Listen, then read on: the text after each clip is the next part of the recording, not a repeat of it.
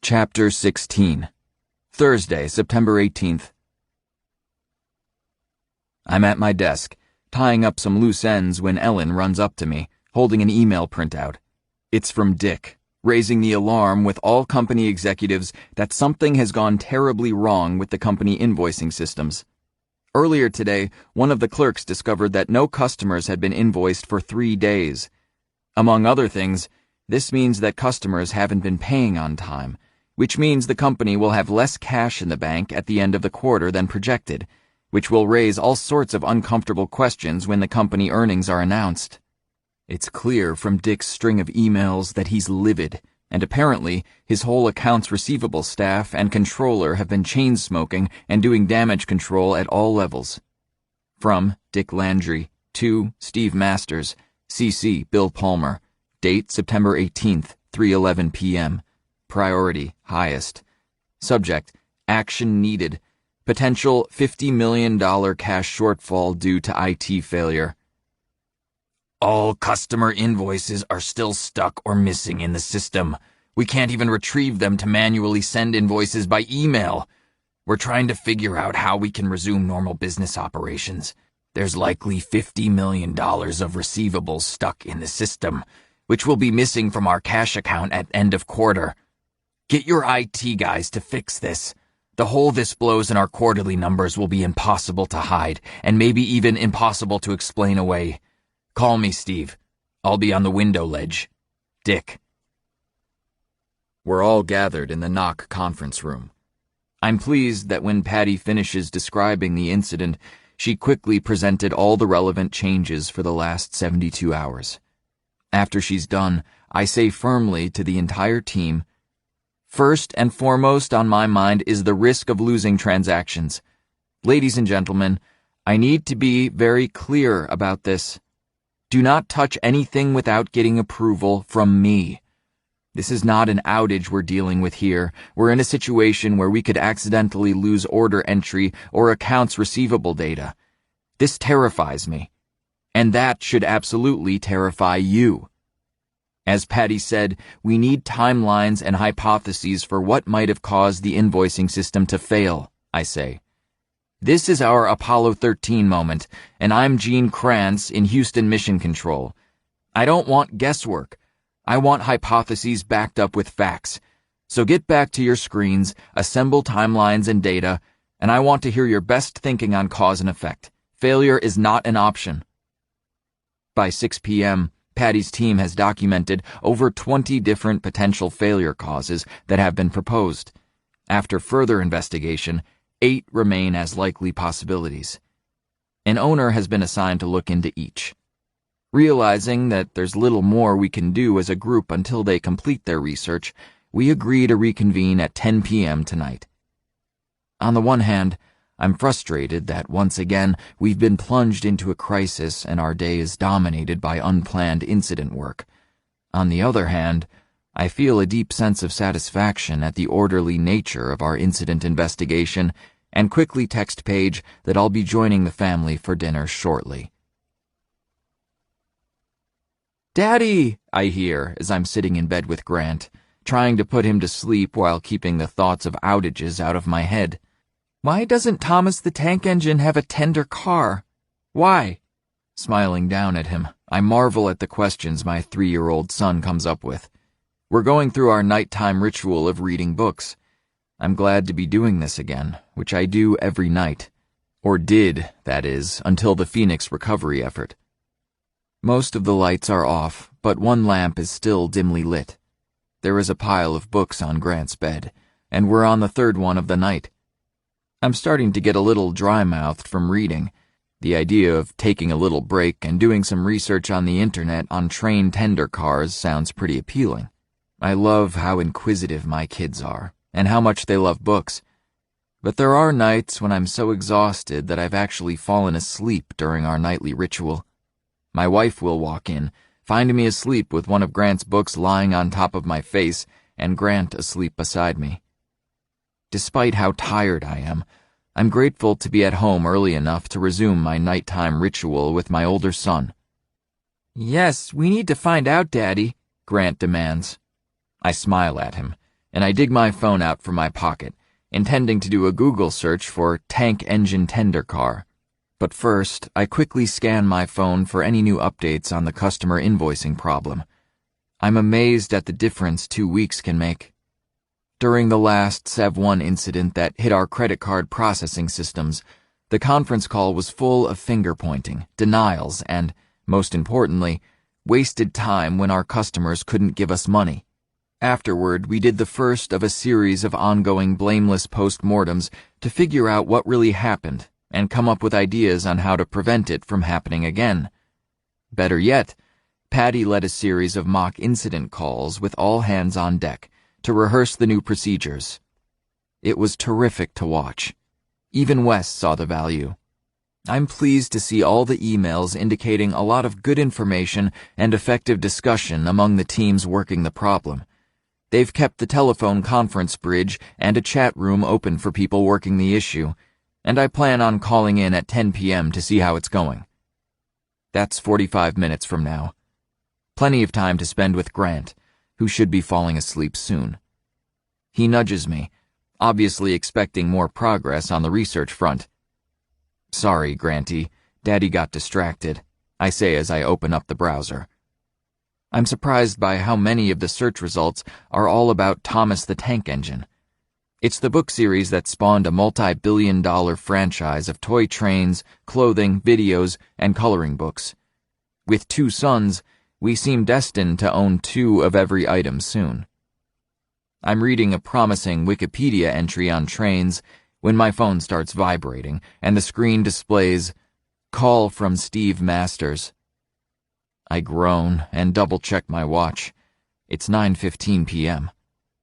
I've had way too many meetings and phone calls with Steve lately. In my head, I wonder how many of these meetings I can take. On the other hand, after the Phoenix debacle, every outage and incident is trivial in comparison, right?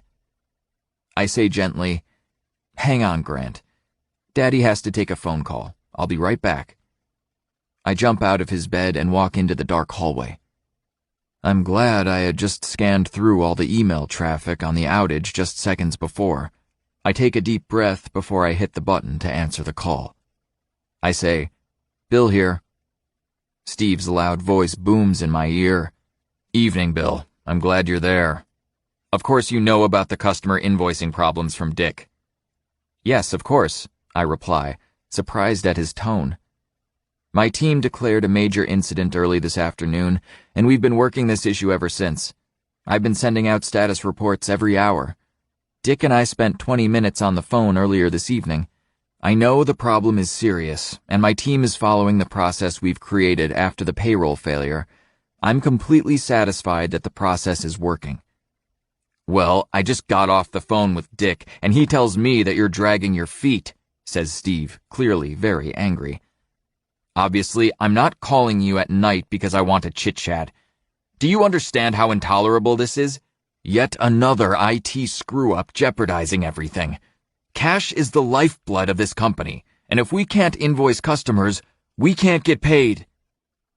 Falling back on old training on handling frustrated people, I calmly reiterate what I already stated.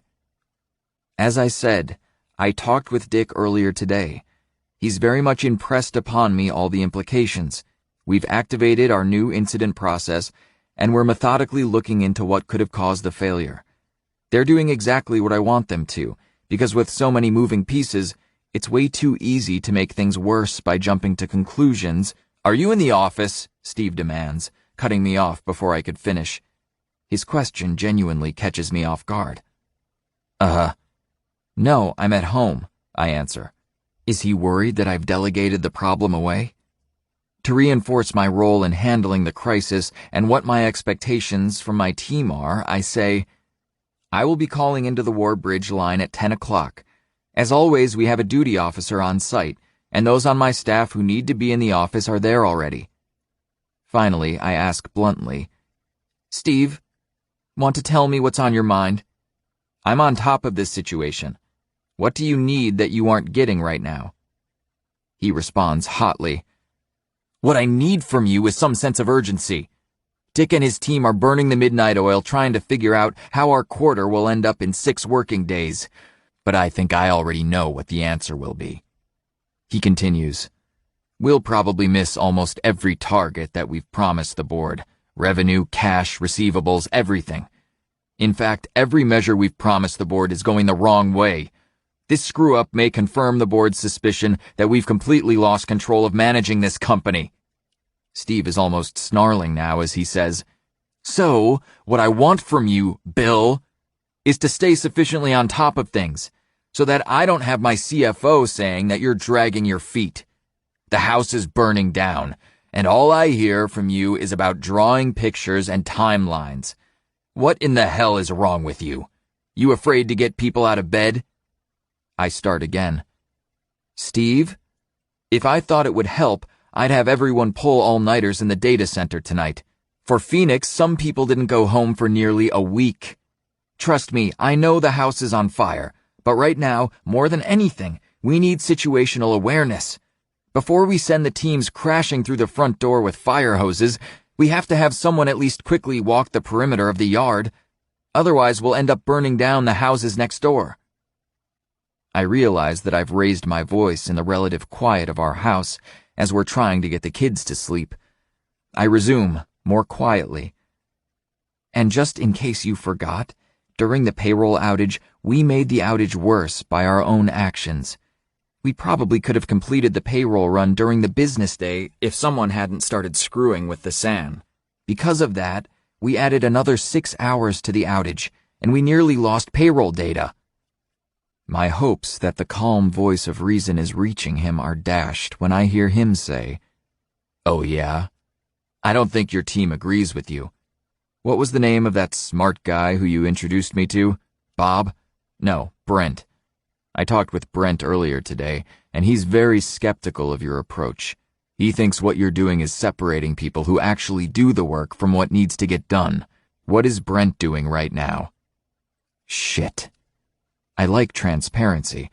I always try to make my team totally accessible to my boss and the business, but there's always risk in doing this. Like having Brent spout off his crazy theories to the CEO. I hope Brent is at home because that's exactly where he should be, I respond. Until we know for sure exactly what went wrong, that's where I want him. Look, it's rocket scientists like him that often cause the problem in the first place. Every time we escalate to Brent, we perpetuate our reliance on him and make it that much less likely we can fix things without him. Suspecting that I may be losing Steve, I start again. The chaotic way we currently work, Brent is having to fix the punctured hulls almost every day. I'm pretty sure, though, that Brent is one of the main reasons the hull is punctured in the first place. It's not malicious, of course, but it's just a side effect of the way we work and fix outages here. There is a pause. Then he says slowly and decisively, "I'm glad you're being so professorial about this, but we've got a wildfire that's out of control. Up until now, we've done it your way, and now we're going to do it my way. I want you to call Brent in, and I want him to roll up his sleeves and help fix this outage. And not just Brent. I want all eyeballs on screens and all hands on keyboards. I'm Captain Kirk, you're Scotty, and I need warp speed, so get your lazy engineers off their asses. Do you understand me?" Steve is yelling so loudly by now that I'm holding the phone away from my ear. Suddenly, I'm furious. Steve is going to screw this up again. Recalling my days in the Marines, I finally say, "Permission to speak freely, sir?" I hear Steve on the other end of the line snort dismissively in response. "Yes, damn it." "You think I'm being overly cautious, that I'm hesitating to do what needs to be done. But you are wrong, dead wrong," I say adamantly. "If you do what I think you're suggesting, which is basically all hands on deck, I predict that we're going to make things much worse." I continue. "I tried to advise you of something very similar before the Phoenix launch. Up until now, we have not been sufficiently disciplined in how we work outages. Given all the complexity and moving pieces, there's too much likelihood of causing another problem. I may not know exactly what caused the customer invoicing issue, but I know enough to absolutely conclude that what you're proposing is a very bad idea. I recommend continuing along the lines I am currently prosecuting. I hold my breath, waiting to hear how he reacts. He says slowly, "I'm sorry you feel that way, Bill, but the drawer's open on my side of the desk. I'm telling you that it's now DEFCON 1, so go get the smartest people working on this problem, and I want status updates on this IT failure every 2 hours until it's fixed. Understood?" Before I can think about what to say, I find myself saying, "I don't know why you need me to do that. You're talking directly to my people, and you're calling all shots on the ground. Do it yourself. I can't be held responsible for the results of this FUBAR situation." And before I hang up on him, I say with finality, "And expect my resignation in the morning." I wipe the sweat off my forehead and look up from my phone to see my wife Paige staring at me wide-eyed. "Are you insane? You just quit, just like that? How are we going to pay the bills now?" she asks, her voice rising. I turn the ringer off on my phone and put it back in my pocket, saying, "Honey, I'm not sure how much of that conversation you heard, but let me explain." Part 2. Chapter 17. Monday, September 22nd. In the 4 days since quitting, Paige has been fretting endlessly. On the other hand, I'm amazed at how much better I'm sleeping at night, as if some huge hidden weight has been lifted from my shoulders.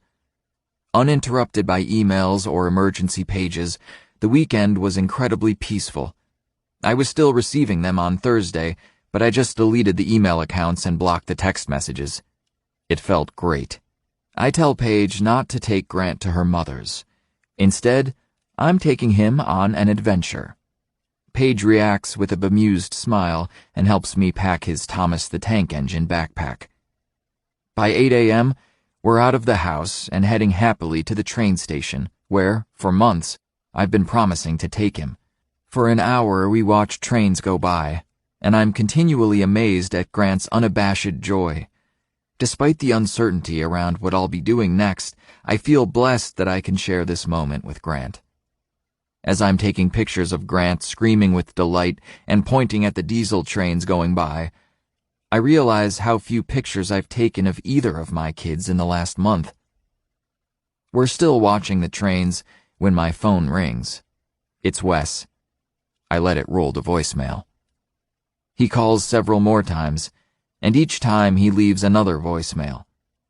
Then Patty calls, which I let roll to voicemail too.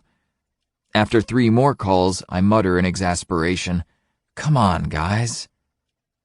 "Palmer," I answer the phone. "Bill, we just heard the news from Steve," I hear Patty say, sounding like she's on speakerphone. With surprising anger in her voice, she continues, "I've got Wes here, and we're both completely shocked. We knew something wasn't right when you didn't show up for our regular cab meeting on Friday. I just can't believe you resigned during this outage, and after everything we've achieved." "Look, guys, it has nothing to do with you," I explain. "Steve and I just had some irreconcilable differences about how to resolve the big invoicing failure. I'm sure you guys will do fine without me." As I say the last part, I feel slightly disingenuous. "Well, we've pretty much screwed the pooch since you left," Wes says, sounding genuinely abashed, confirming my worst fears. "Steve insisted that we bring in all the engineers, including Brent. He said he wanted a sense of urgency and hands-on keyboards, not people sitting on the bench. Obviously, we didn't do a good enough job coordinating everyone's efforts, and—" Wes doesn't finish his sentence. Patty picks up where he left off. "We don't know for sure, but at the very least, the inventory management systems are now completely down too. No one can get inventory levels in the plants or warehouses, and they don't know which raw materials we need to replenish. All the finance guys are about to jump from window ledges because they may not be able to close the books for the quarter on time. With all these systems down, no one has the data they need to compute cost of goods sold, gross profit, and net margin. Holy shit. Speechless for a moment, I finally say, "That's incredible." Grant grabs at my phone, demanding my attention. I say, "Look, guys, I'm with my son, and we're in the middle of something important. I can't talk for very long. But rest assured that I'm really proud of everything that we've done together, and I know that you guys can get through this crisis without me." "That's a load of junk, and you know it," Patty says. "How can you leave us in the lurch like this? We have so many things that we planned on fixing together, and you're leaving it all completely unfinished. I never figured you as someone who would quit like this." "I agree. Leaving now is pretty shitty if you ask me," Wes says, chiming in. I sigh. I'm never going to tell them about all the frustrating and absurd meetings I've had to put up with Steve. That's between him and me. "I'm sorry to let you down, but it's something that I had to do," I say. "You'll do just fine. Just don't let Steve or anyone else micromanage you. No one knows the IT systems like you guys do, so don't let anyone try to call the shots, okay?" I hear Wes mutter, "Too late for that." By now, Grant is trying to hang up my phone. "Guys, I've gotta run. We'll catch up later, okay? Over beers." "Yeah, sure," Wes says. "Gee, thanks for everything," Patty says. "Catch you around." With that, the line disconnects. I let out a long sigh. Then, looking at Grant, I put away my phone and give him my full attention again, intent on recapturing our moment of happiness before it was interrupted. My phone rings again on our drive home. Grant is asleep in the back seat. This time, it's Steve. Having no interest in talking with him just yet, I let it go to voicemail 3 times. I pull into our garage and get out of the car, trying to get Grant out of his seat without waking him up. As I walk through the house with him, I see Paige. I point to Grant, silently mouthing to her, "Asleep." I pad softly up the stairs, at last transferring him to his bed and taking off his shoes. With a sigh of relief, I close the door behind me and walk back downstairs. When Paige sees me, she says, "That bastard Steve called me this morning. I almost hung up on him, but he gave me a long story about doing all this soul-searching with some guy named Eric. He says he has a proposition for you. I told him I'd pass along the message."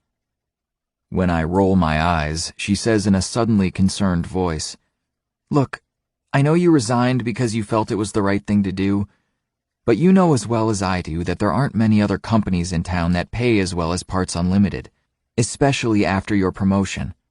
I don't want to move away from my family." She looks levelly at me. "Honey, I know he's a bastard, but we both still need to earn a living. Promise me that you'll listen to what Steve has to say and keep an open mind, okay? Bill? Okay?" I merely nod and step into the dining room, hitting the speed dial for Steve. Steve answers his cell phone on the first ring. "Good afternoon, Bill. Thanks for calling me back. I had the pleasure of talking with your wife, telling her all about what a jackass I've been." "Yeah, she said something to that effect," I respond. "She said that you really wanted to talk." I hear him say, "Look, I wanted to apologize for the way I've behaved since you graciously accepted my request to become our VP of IT operations. Dick thought I was crazy when I told him that I was going to have IT report to me, but I told him about how, when I first became a plant manager many decades ago, I worked on the assembly line for a month just to make sure that I understood the ins and outs of daily life of everyone who worked there. I promised Dick that I would get my hands dirty and not just delegate the problem away. I'm angry with myself that I haven't lived up to that promise, and delegating all the IT issues to Sarah was a total screw-up. Listen, I know I haven't been fair to you, especially when you've fulfilled your end of the bargain. You've been a straight shooter, and you've genuinely tried to prevent bad things from happening. He pauses for a couple of moments. Look, I just got kicked in the ass by Eric and by the entire audit committee. He held my feet to the fire until I finally understood something. It made me realize that I've been doing something really wrong for many years, and I want to make it right. In short, I'd like you to resume your role as VP of IT operations, effective immediately. I'd like to work with you, as Eric coined it, as the two sides of a dysfunctional marriage. Maybe the two of us together can figure out what is really going wrong with how IT is managed here at Parts Unlimited. I'm convinced that IT is a competency that we need to develop here. All I'm asking is that you spend 90 days with me and give it a try. And if at the end of the 90 days you still want to bail, then you can do so, with a 1-year severance package. Remembering my promise to Paige, I choose my words carefully. You've been pretty consistent in being, as you say, a complete jackass for the past month. I've been very consistent in presenting to you my analysis and recommendations over and over again. And each time, you've crapped on it. Why should I trust you now?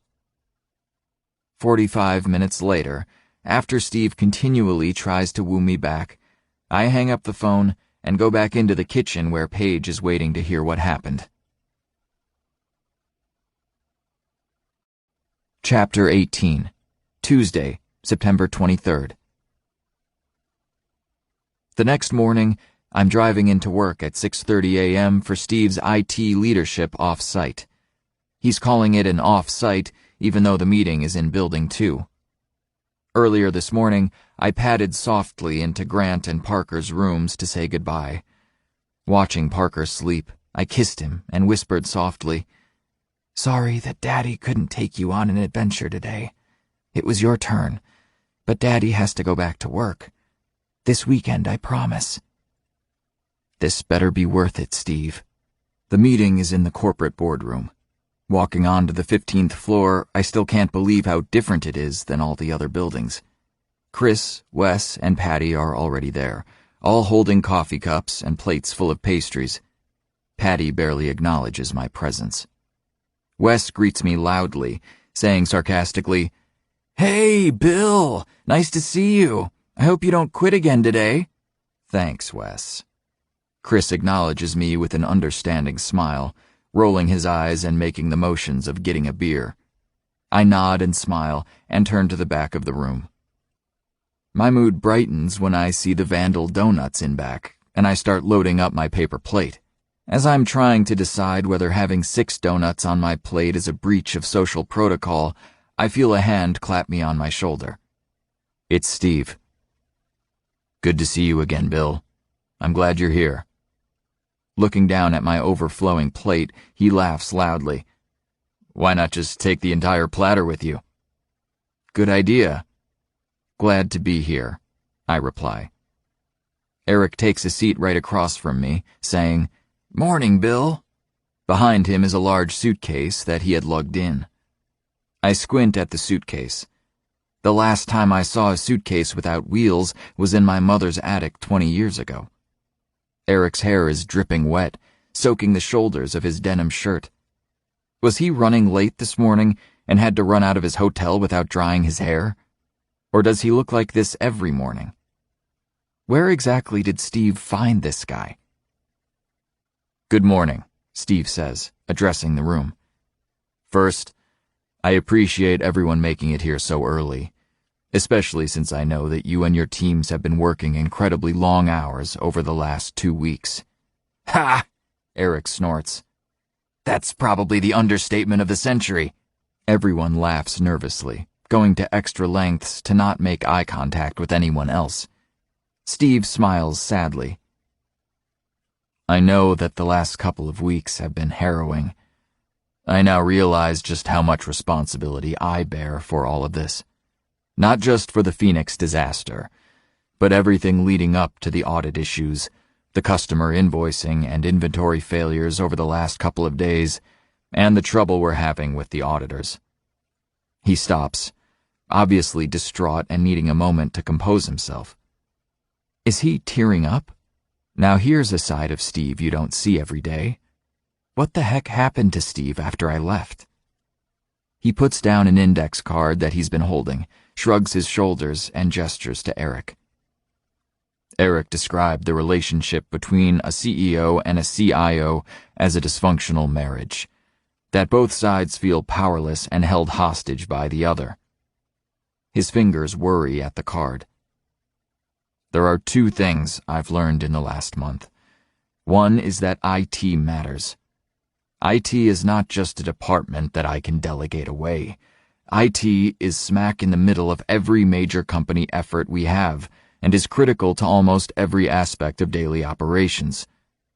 He says, I know that right now nothing, absolutely nothing, is more important to the company's success than how this leadership team performs. The second thing I've learned is that my actions have made almost all of our IT problems worse. I turned down Chris and Bill's requests for more budget, Bill's request for more time to do Phoenix right, and micromanaged things when I wasn't getting the results I wanted. Steve then looks at me. The person I wronged the most was Bill. He told me things that I didn't want to hear, and I shut him down.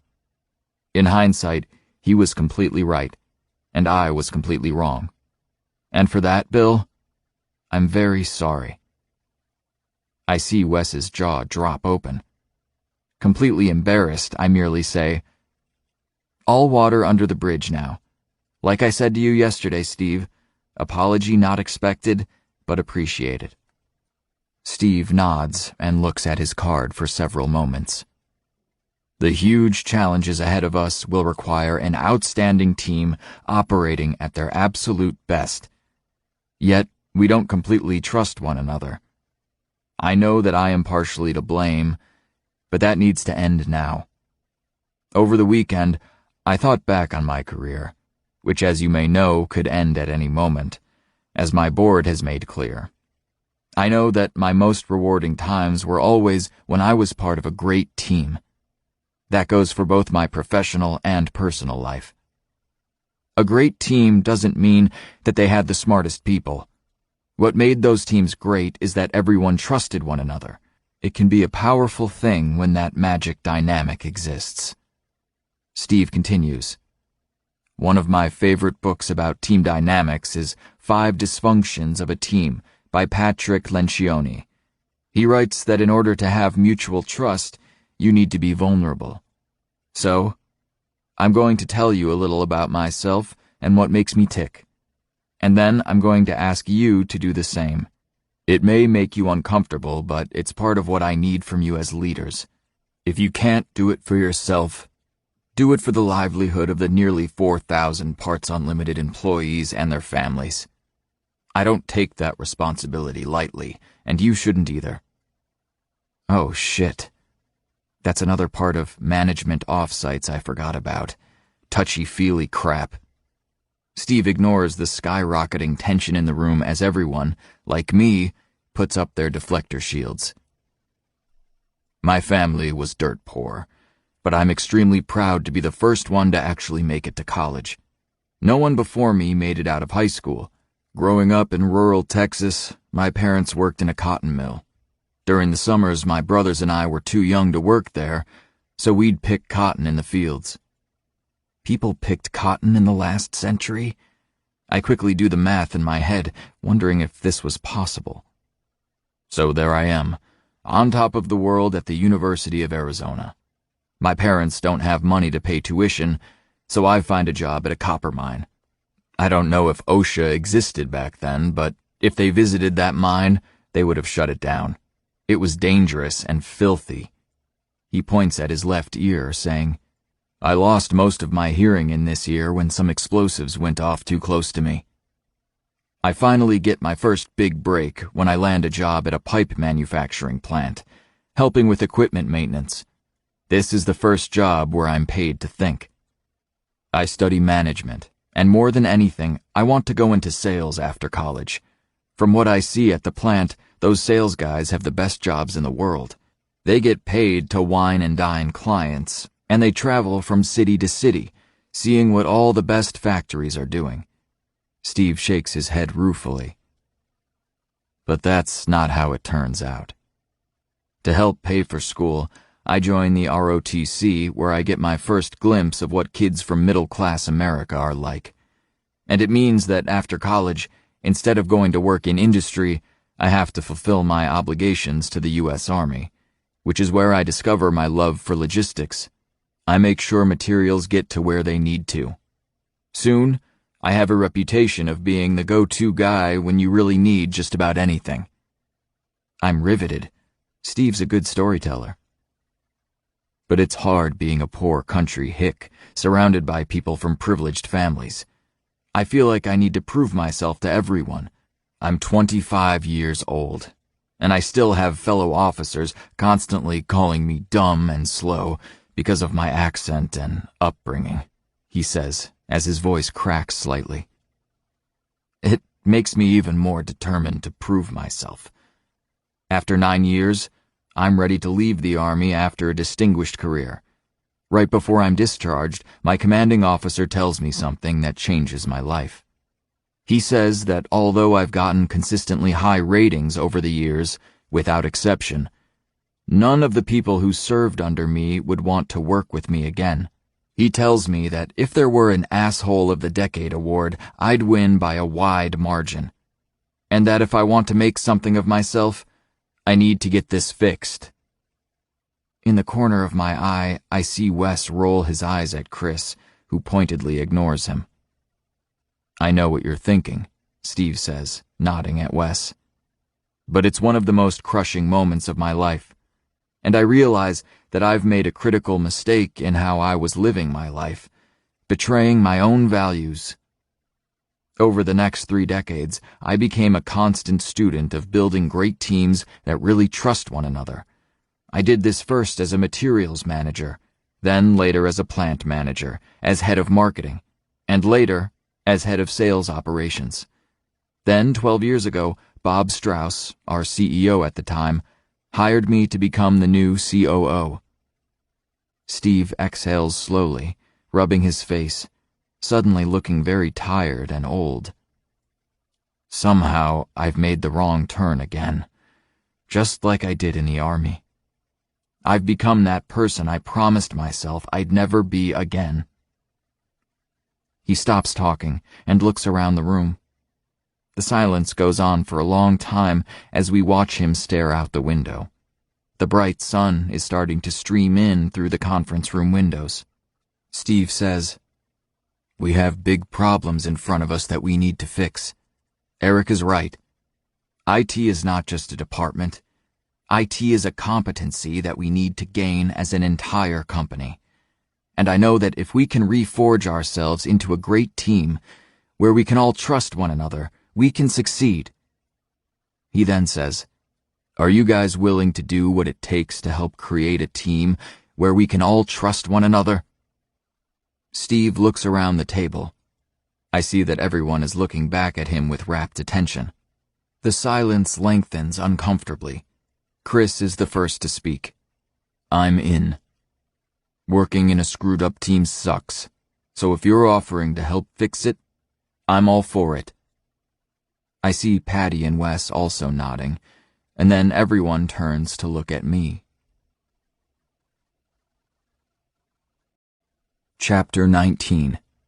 Tuesday, September 23rd. At last, I nod too.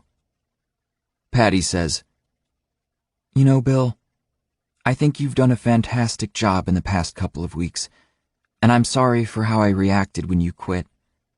I've seen such a difference in how the entire IT organization works. This is an organization that has resisted adopting any sort of process and had real problems with trust between departments. It's amazing to see, and I give most of the credit to you." "I'm with her. I suppose I'm glad you're back, too, you big quitter," Wes laughs loudly. "Whatever I might have said on that first day, I don't want your job. We need you here." Embarrassed, I just smile, acknowledging their remarks but not wanting them to blather on, saying, "Okay, thanks guys." Steve nods, watching our interaction. At last he says, "Let's go around the table and have each of you share something from your personal history. Where were you born? How many siblings did you have and where did you fit in? What childhood events helped form you as an adult?" Steve continues, "The goal of this exercise is to get to know one another as people. You've learned a bit about me and my vulnerabilities, but that's not enough. We need to know more about one another, and that creates the basis for trust." He looks around.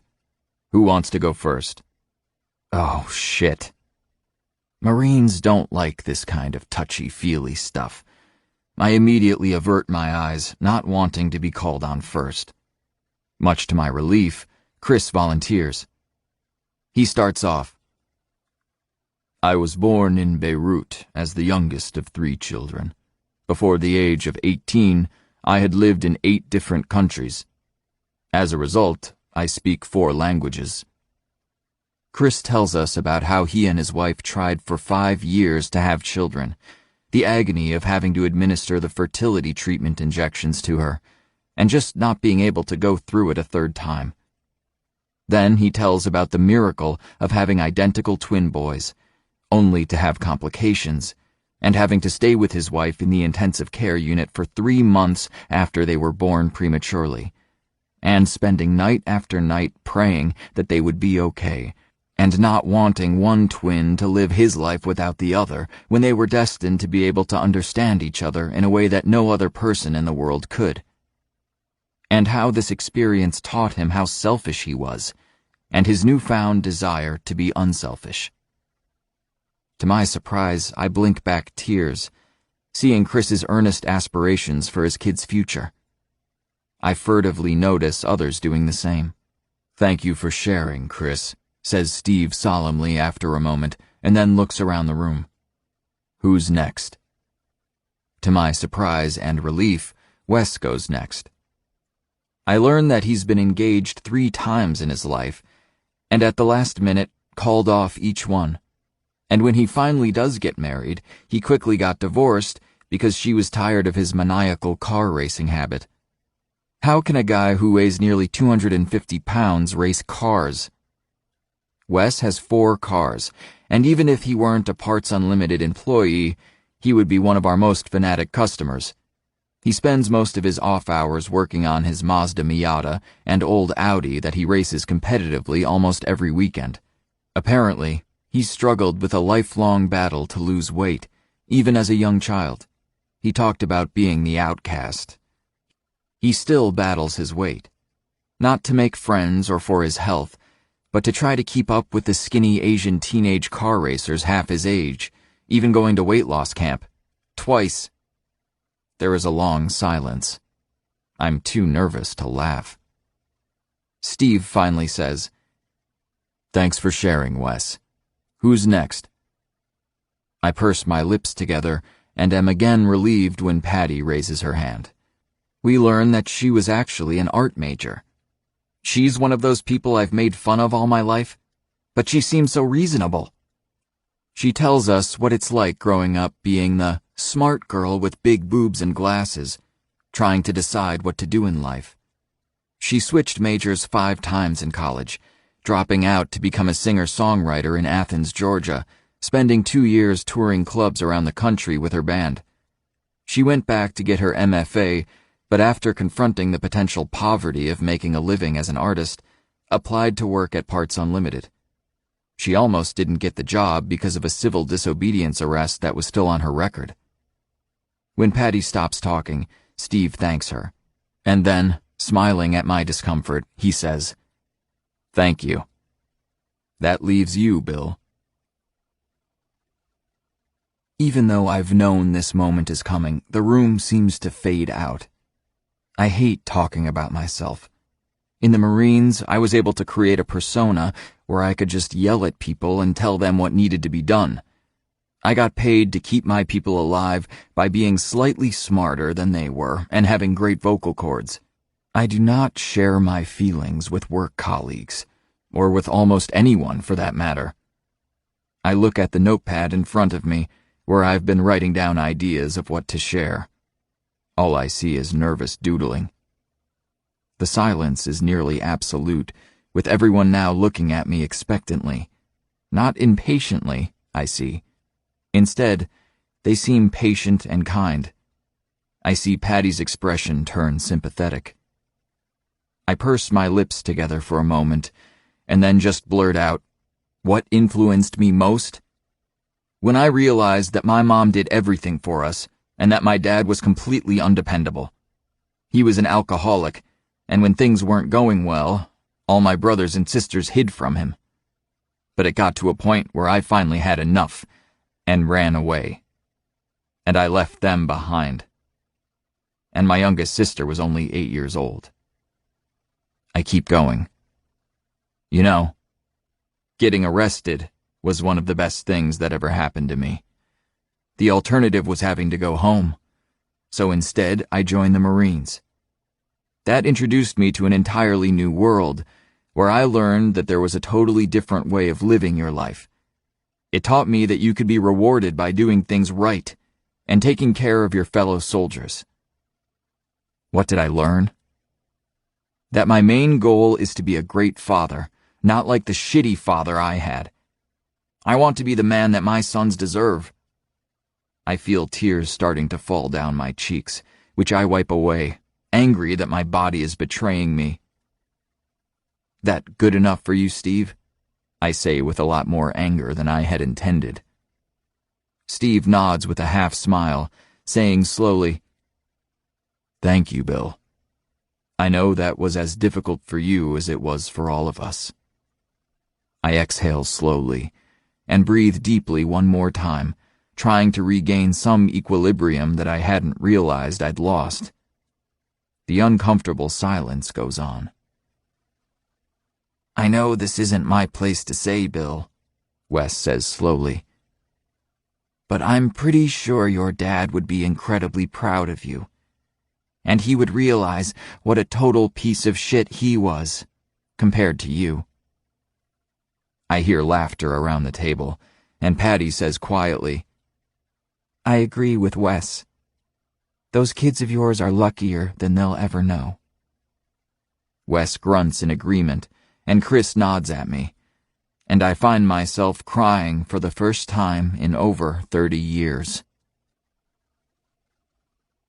Embarrassed, I pull myself together and look up at everyone. I'm relieved to see everyone shifting mental gears and turning their attention back to Steve, who looks around the room. "First, I'd like to thank all of you for giving of yourself and doing that exercise with me," he says. "Although it's nice to get to know each of you better, I wouldn't do this if I didn't think it was important. Solving any complex business problem requires teamwork, and teamwork requires trust. Lencioni teaches that showing vulnerability helps create a foundation for that. I know it's unrealistic to think we're going to leave this meeting knowing exactly what we need to do, with priorities and owners assigned," he continues. "But I would like to have a joint vision as we move toward a solution." Steve puts both hands in front of him and says, "Just to get the ball rolling, I'd like to propose that one of our main problems is that we blow every commitment and schedule that we make. People outside of IT are always grumbling that we miss whatever expectations we set, by a mile. Which makes me think," he says, looking around the room, "that we're probably not good at making internal commitments to one another here within IT. Thoughts?" Uncomfortable silence. "Look, I don't want to split hairs," Chris finally says defensively. "But if you look at the actual metrics, my group has delivered almost every project on time. We make our dates." "Yeah, just like you hit the Phoenix date, right?" Wes says, jeering. "Now that was a huge success. I heard Steve was really proud of your performance last week." Chris turns red, raising both hands in front of him. "That's not what I meant." He thinks for a moment, adding, "It was a total disaster, but Technically, we did hit the date. Interesting. If that's true, I say, digging in, there's something really wrong with our definition of what a completed project is. If it means, did Chris get all his Phoenix tasks done, then it was a success. But if we wanted Phoenix in production that fulfilled the business goals without setting the entire business on fire, we should call it a total failure. Let's stop pussyfooting here, Steve interrupts. I've told Sarah that Phoenix was one of the worst executed projects in the history of our company. What's a better definition of success? Thinking for a moment, I finally say, I don't know. But this is a recurring pattern. Chris's group never factors in all the work that operations needs to do, and even when they do, they use up all the time in the schedule, leaving none for us. And we're always left cleaning up the mess long afterward. Chris nods understandingly. Well, you and I are fixing some of this. Part of it is a planning and architecture issue, which you and I have talked about fixing. But you're underestimating how much of a bottleneck your group is.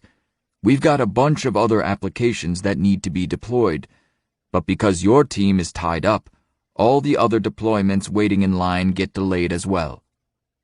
He adds, on any given week, we've got 5 or 6 application groups waiting in line for your group to deploy something or another. And when anything goes wrong, everything gets stacked up. No offense, but when you guys are late, it's like an airport that closes down. Before you know it, you have a bunch of airplanes circling, all waiting to land. Wes grumbles loudly. Yeah, well, that's what happens when the airplane you've built crash lands, totally destroying the runway. Then Wes raises a placating hand. Look, I'm not blaming you, Chris. I'm just stating a well-known fact. When deployments don't go as planned, whether the plan was written by your group or mine, it affects everybody else. That's all I'm saying. I nod, agreeing with Wes's characterization. And surprisingly, Chris is nodding as well. I reply, Eric has helped me understand that there are 4 types of IT operations work: business projects, IT operations projects, changes, and unplanned work. But we're only talking about the first type of work, and the unplanned work that gets created when we do it wrong. We're only talking about half the work we do in IT operations. I turn to look at Steve, saying, I showed you our project list. On top of the 35 business projects, we've got another 75 or so ops projects we're working. We've got a backlog of thousands of changes that apparently all need to execute for some reason or another. On top of that, we have an ever-increasing amount of unplanned work, mostly caused by all our fragile applications breaking, which includes Phoenix.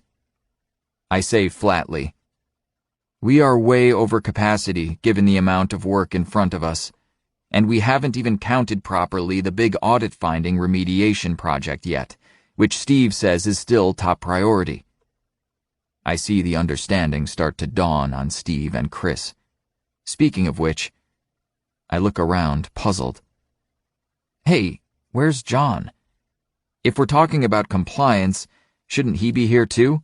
And isn't he a part of the IT leadership team as well? Wes groans softly, rolling his eyes, saying, Oh, great. That's just who we need. Steve looks startled. He looks at the index card he was holding earlier. Then he runs his finger down a printed calendar in front of him. Shit. I forgot to invite him. Chris mutters, Well, we were getting so much done. It was probably a blessing in disguise, right? There's more uncomfortable laughter, but people seem embarrassed that we're making fun of John without him here. No, that's not what I meant, Steve says quickly, looking most embarrassed of all. Bill is right. We need him here. Everyone, let's take a 15-minute break. I'm going to have Stacy track him down. I decide to take a walk to clear my head. When I return in 10 minutes, I see the strewn remains of a corporate meeting in progress. Styrofoam cups half filled with coffee, plates of leftover food, crumpled up napkins. Across the room, Patty and Wes are having an animated discussion with Chris. At the other end of the table, Steve is talking on his cell phone with someone, while Eric looks at the pictures of automotive parts hanging on the wall. I'm considering joining Patty and Wes when I see John walk in the room. Underneath his arm, of course, is the black 3-ring binder. "Stacy said you were looking for me, Steve?" he said. He makes a point of looking around slowly at the evidence of a meeting started without him long ago. Did I miss a meeting notice? Or did I just get left out from yet another one? As almost everyone goes to extraordinary lengths to avoid eye contact with him, he says even more loudly, "Hey, it smells like people just had sex in here. Did I miss anything good?" Chris, Patty, and Wes break off their conversation, and with exaggerated nonchalance, grab their original seats. "Ah, good you're here. I'm glad you could make it," says Steve, appearing completely unfazed. "Please grab a seat. Everyone, let's get started again." "John, my apologies for not sending you an invite. It's completely my fault," Steve says, as he makes his way to the head of the table. "I organized this meeting yesterday at the last minute, right after the audit committee meeting. After recognizing my part in making all the IT problems worse, I wanted to assemble the IT leadership team to see if we could agree on a general direction of the solution to the issues we're having around projects, operational stability, and compliance." John looks at me questioningly, lifting an eyebrow. I'm curious at Steve's omission of the vulnerability exercise and all that. Probably he figured if he can't redo it, he might as well not even bring it up. I nod reassuringly at John. Steve turns to me. "Bill, please continue." "When you brought up the word commitment, it reminded me of something Eric asked me last week that stuck with me," I say. He asked, on what basis do we decide whether we can accept a new project?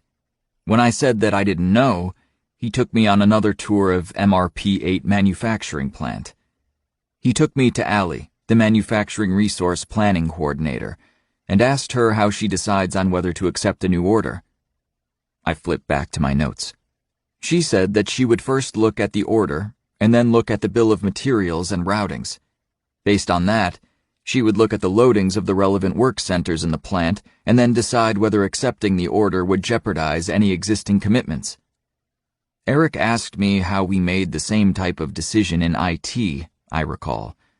I told him then, and I'll tell you now, I don't know. I'm pretty sure we don't do any sort of analysis of capacity and demand before we accept work, which means we're always scrambling, having to take shortcuts, which means more fragile applications in production, which means more unplanned work and firefighting in the future. So around and around we go. To my surprise, Eric interrupts. "Well put, Bill. You've just described technical debt that is not being paid down. It comes from taking shortcuts, which may make sense in the short term, but like financial debt, the compounding interest costs grow over time. If an organization doesn't pay down its technical debt, every calorie in the organization can be spent just paying interest, in the form of unplanned work. As you know, unplanned work is not free," he continues. "Quite the opposite. It's very expensive, because unplanned work comes at the expense of—" He looks around professorially for an answer. Wes finally speaks up. "Planned work? Yes, that's exactly right, Chester. Bill mentioned the 4 types of work: business projects, IT operations projects, changes, and unplanned work. Left unchecked, technical debt will ensure that the only work that gets done is unplanned work." "That sure sounds like us," Wes says, nodding. He then looks firmly at Eric, saying, "And it's Wes, not Chester. I'm Wes." "Yes, I'm sure you are," Eric says agreeably. He addresses the rest of the room. "Unplanned work has another side effect. When you spend all your time firefighting, there's little time or energy left for planning. When all you do is react, There's not enough time to do the hard mental work of figuring out whether you can accept new work. So, more projects are crammed onto the plate, with fewer cycles available to each one, which means more bad multitasking, more escalations from poor code, which mean more shortcuts. As Bill said, around and around we go. It's the IT capacity death spiral. I smile to myself at Eric mangling Wes's name. I'm not sure what kind of mental game he's playing, but it's amusing to watch. Uncertain, I ask Steve, are we even allowed to say no? Every time I've asked you to prioritize or defer work on a project, you've bitten my head off. When everyone is conditioned to believe that no isn't an acceptable answer, we all just become compliant order takers, blindly marching down a doomed path. I wonder if this is what happened to my predecessors too. Wes and Patty nod slightly. Even Chris nods. Of course you can say no, Steve replies heatedly, with a look of genuine irritation on his face. He then takes a deep breath before saying, let me be clear. I need you to say no. We cannot afford to have this leadership team be order takers. We pay you to think, not just do. Steve looks increasingly angry, saying, what's at stake here is the survival of the company. The outcomes of these projects dictate whether this company succeeds or fails. He looks right at me. If you, or for that matter, anyone knows that a project will fail, I need you to say so, and I need it backed up with data. Give me data like that plant coordinator showed you, so we can understand why. Sorry, Bill. I like you a lot, but saying no just based on your gut is not enough. Eric snorts and mutters, that's some pretty nice soaring rhetoric, Steve. Very moving. But you know what your problem is? You guys in the business are punch drunk on projects, taking on new work that doesn't have a prayer of succeeding. Why? Because you have no idea what capacity you actually have. You're like the guy who is always writing checks that bounce, because you don't know how much money you have and never bother opening your mail. Let me tell you a story, he says. Let me tell you about what that MRP-8 plant was like before I arrived. Those poor bastards would get these manila envelopes that would just show up, containing all sorts of crazy orders. The business would make absurd commitments to ship something at some impossible date, oblivious to all the work already in the system. He continues. It was a nightmare every day. They had inventory piled up to the ceiling. And was there a systematic way to get WIP through the plant? Hell no! What got worked on was based on who yelled the loudest or most often, who could engineer the best side deals with the expediters, or who could get the ear of the highest-ranking executive. Eric is as animated as I've ever seen him. We started restoring sanity when we figured out where our constraint was. Then we protected it, making sure that time on the constraint was never wasted. And we did everything to make sure work flowed through it. Eric then grows still and merely says, to fix your problem, you need to do a lot more than just learning how to say no. That's the tip of the iceberg. We all look at him, waiting for him to keep going. But instead, he stands up, walks to his suitcase, and opens it, revealing a jumble of clothes, a snorkel, a garbage bag, and boxer shorts. He starts digging, takes out a granola bar, closes the suitcase, and returns to the table. We all watch as he opens up the granola bar package and starts eating it. Steve, looking as mystified as the rest of us, eventually says, Eric, that's an intriguing story. Please keep going. Eric sighs. No, that's all I intended to say. If you can't figure out from that what you need to do, then there's really not much hope for any of you. Steve slaps the table, exasperated. But my mind is racing. What we need to do isn't merely to prioritize better. I've already learned what the priorities are, however inconvenient. Phoenix, making the audit findings go away, all while keeping everything running. We think we know where the constraint is. It's Brent. Brent. and we've already taken steps to protect Brent from unplanned work. I know I can't hire more resources. I also know that the workload in my organization is totally out of control. No amount of heroics on my part can make a big dent in the tidal wave of work that's been allowed to get into the system, because no one ever said no. Our mistakes were made long before it came to me. The mistakes were made by accepting the project and all the resulting shortcuts that Chris had to make before it reached me. How can we reverse this insanity? Then a strange idea hits me. I think about it for another moment. It sounds utterly absurd, yet I can't find any flaws in the logic. I say, "Steve, I have an idea, but please let me finish telling you the entire idea before you react." And I tell them what I'm thinking. Steve is the first to speak. "You must be out of your right mind," Steve says, his initial disbelief turning into exasperation. "You want to just stop doing work? Who do you think we are, subsidized potato farmers paid not to grow crops?"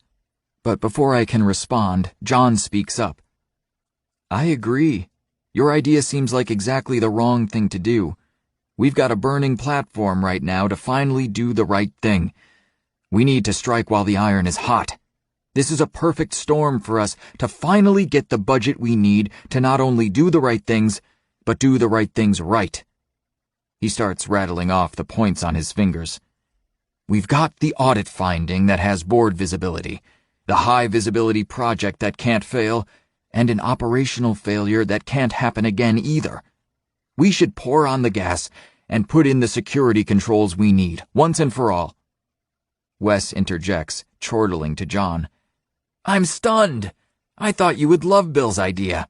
I mean, you love stopping things from getting done and saying no, right? This would be like a dream come true for you." John turns bright red, obviously preparing a scathing reply. But Wes puts his big, meaty hand on his shoulder and says with a smile, "Hey, I'm just kidding, okay? Just making a joke."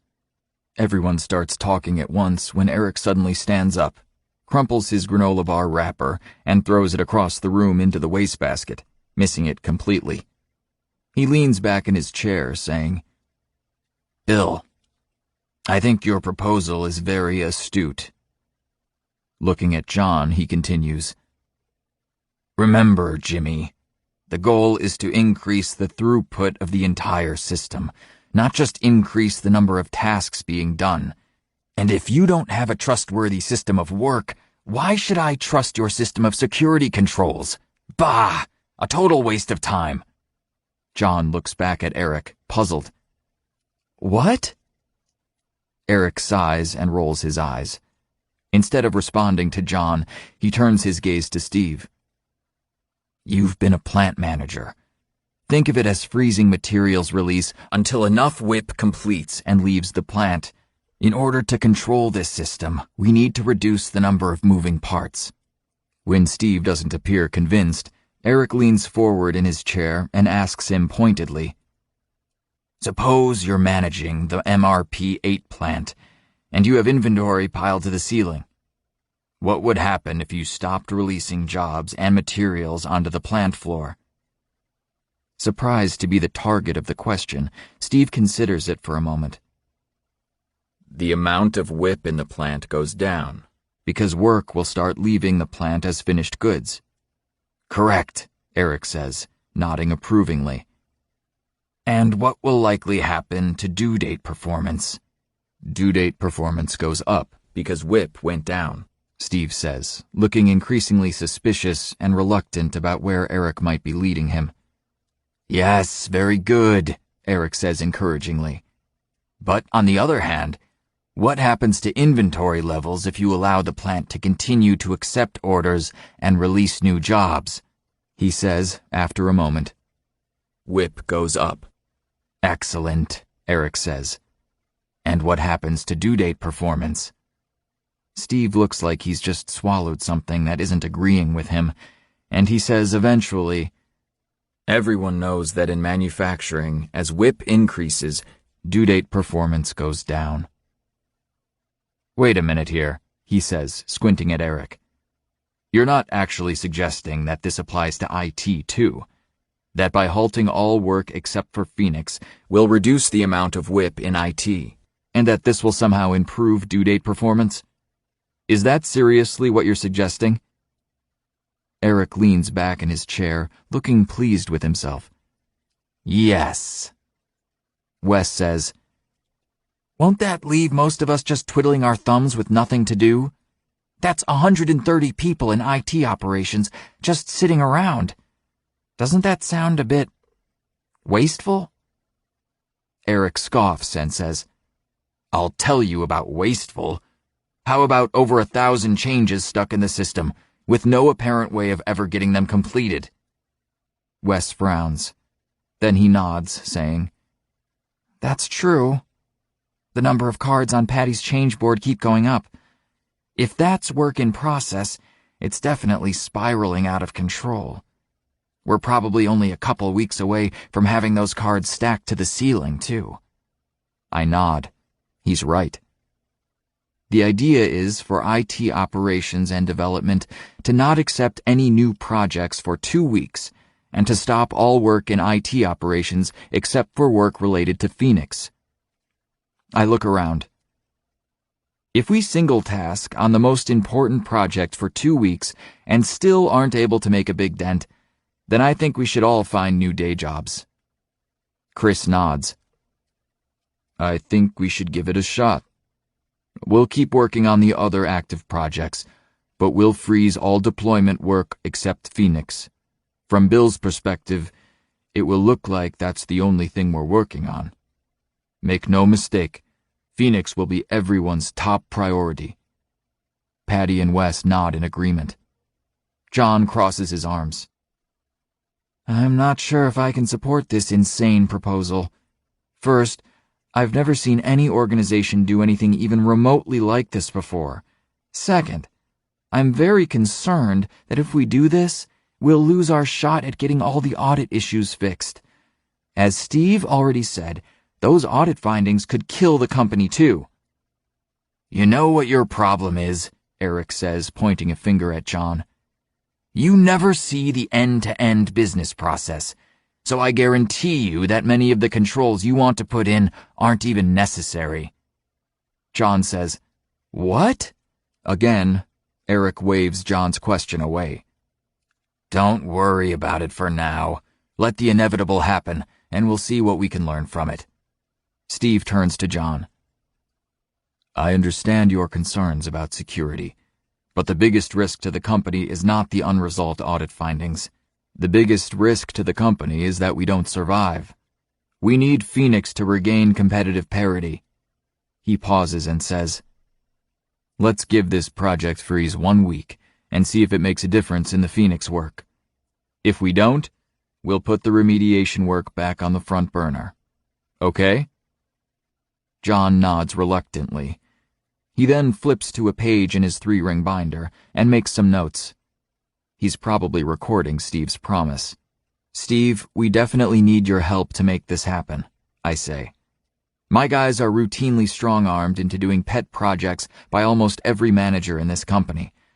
I think we need an email from you to the entire company, not only explaining why you're doing this, but what the consequences will be if someone tries to put unauthorized work into the system. Eric makes an encouraging noise. No problem, Steve quickly replies.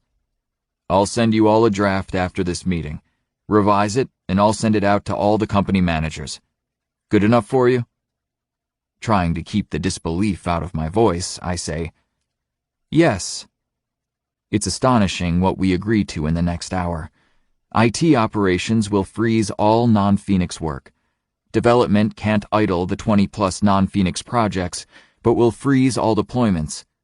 In other words, no work will flow from development to IT operations for another 2 weeks. Furthermore, we will identify the top areas of technical debt, which development will tackle to decrease the unplanned work being created by problematic applications in production. This will all make a huge difference in my team's workload. Furthermore, Chris and Kirsten will review all Phoenix tasks not being worked and steal resources from other projects to get them in work again. Everyone seemed energized and excited to put the plan into place, even John. Before we all leave, Steve says, "Thank you all for your good thinking today and for sharing something about yourself. I feel like I know all of you better now. And as unbelievable as I think Bill's crazy Project Freeze idea is, I think it could work. I look forward to this being the first of many great decisions this team will make. As I said, one of my goals is that we will create a team where we can all trust one another," he continues. "Hopefully, we made a small step in that direction, and I encourage you to keep demanding honest and truthful communications between you." He looks around the room and asks, "Is there anything that you guys need from me in the meantime?" There are no requests, so we adjourn. As we all get up to leave, Eric says loudly, "Great work, Bill. Couldn't have done it better myself." Chapter 20. Friday, September 26th. 3 days later, I'm at my desk, trying to read a report on Phoenix progress from Kirsten on my laptop. As it whirs and wheezes, I wonder how many weeks it's been since John's security patch bricked my laptop. Getting replacement laptops is like a lottery.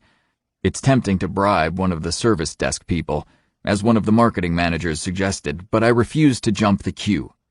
I have to keep playing by the rules, since I'm the person responsible for making and enforcing them. I make a note to talk with Patty about our urgent need to reduce lead times on these laptop replacements. Finally, the email comes up. From Kirsten Fingal, to Steve Masters, CC Bill Palmer, Chris Allers, Sarah Moulton. Date September 26th, 10:33 a.m. Subject: Great news on project front.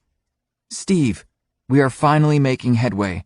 The project freeze and the resulting IT focus on Phoenix has broken the logjam. We've accomplished more in the previous 7 days than we typically get done in an entire month. Kudos to everyone on the team. On a side note, many project sponsors are very frustrated about their projects being put on hold. In particular, Sarah Moulton believes that her projects are exempt from the freeze. I referred her to you. Attached is the formal status report. Please let me know if you have any questions. Kirsten. Although the note about Sarah making trouble again makes my jaw clench, this is absolutely fantastic news. We were expecting it, but the good news is welcome nonetheless, especially after earlier in the week. We had a big setback because of a Sev1 incident that took out all the internal phone and voicemail systems, bringing sales and marketing to its knees on the last day of the quarter. 2 hours into the outage, we discovered it was caused by one of our networking vendors who accidentally made a change to our production phone system instead of the hot spare. The outage will impact our quarterly revenue, but we don't know how much yet. In order to prevent this from happening again, we're putting together a project to monitor our critical systems for unauthorized changes. This monitoring project is what Wes, Patty, and John are talking about, huddled around Patty's conference table. I say, "Sorry to interrupt, but I wanted to share the good news." I show them Kirsten's email. Wes leans back and says, "Well, that makes it official. Your project freeze is actually working." Patty looks over at him, appearing surprised. "You actually doubted it? Come on, we've both been talking about how we've never seen people so focused before. It's amazing how the project freeze has reduced the priority conflicts and bad multitasking. We know it's made a huge difference in productivity." Wes shrugs, then smiles. "Until Kirsten gives us credit, it's all just in our heads." He's got a point. It really is great to have Kirsten acknowledge the progress we're making. "By the way," Patty says, "she is not kidding about the business managers freaking out. I've had more and more VPs calling me, demanding a waiver for their various pet projects or asking me to get some work done off the books. It's not just Sarah. She's just the most blatant and vocal." I frown. Okay, that's part of our job and we expected this. But I don't want this kind of pressure being applied to any of our people. Wes? "I've told everyone on my team that they're to route any complaints to me. And trust me, I call each of those guys back and give them an earful, he says. Patty says, I'm already getting anxious about what we do after we lift the project freeze. Won't that be like opening up the floodgates? Once again, she has put her finger on something important. I say, I'll call Eric, but before I do, how do we currently prioritize our work? When we commit to work on a project, a change, a service request, or anything else, how does anyone decide what to work on at any given time? What happens if there are competing priorities? That happens every freaking day, says Wes, looking incredulous. That's what's so great about freezing all the projects except for one. No one has to decide what they're working on. No multitasking allowed. That's not my question, I say. When we have multiple streams of work going on simultaneously, how does anyone decide what needs to get worked on at any given time? Well, Wes says, we trust them to make the right decision based on the data they have. That's why we hire smart people. This is not good. Recalling my 20 minutes observing Brent before the project freeze, I ask, and on what data do all our smart people base their prioritization decisions? Wes says defensively, we all try to juggle the competing priorities as best as we can. That's life, right? Priorities change.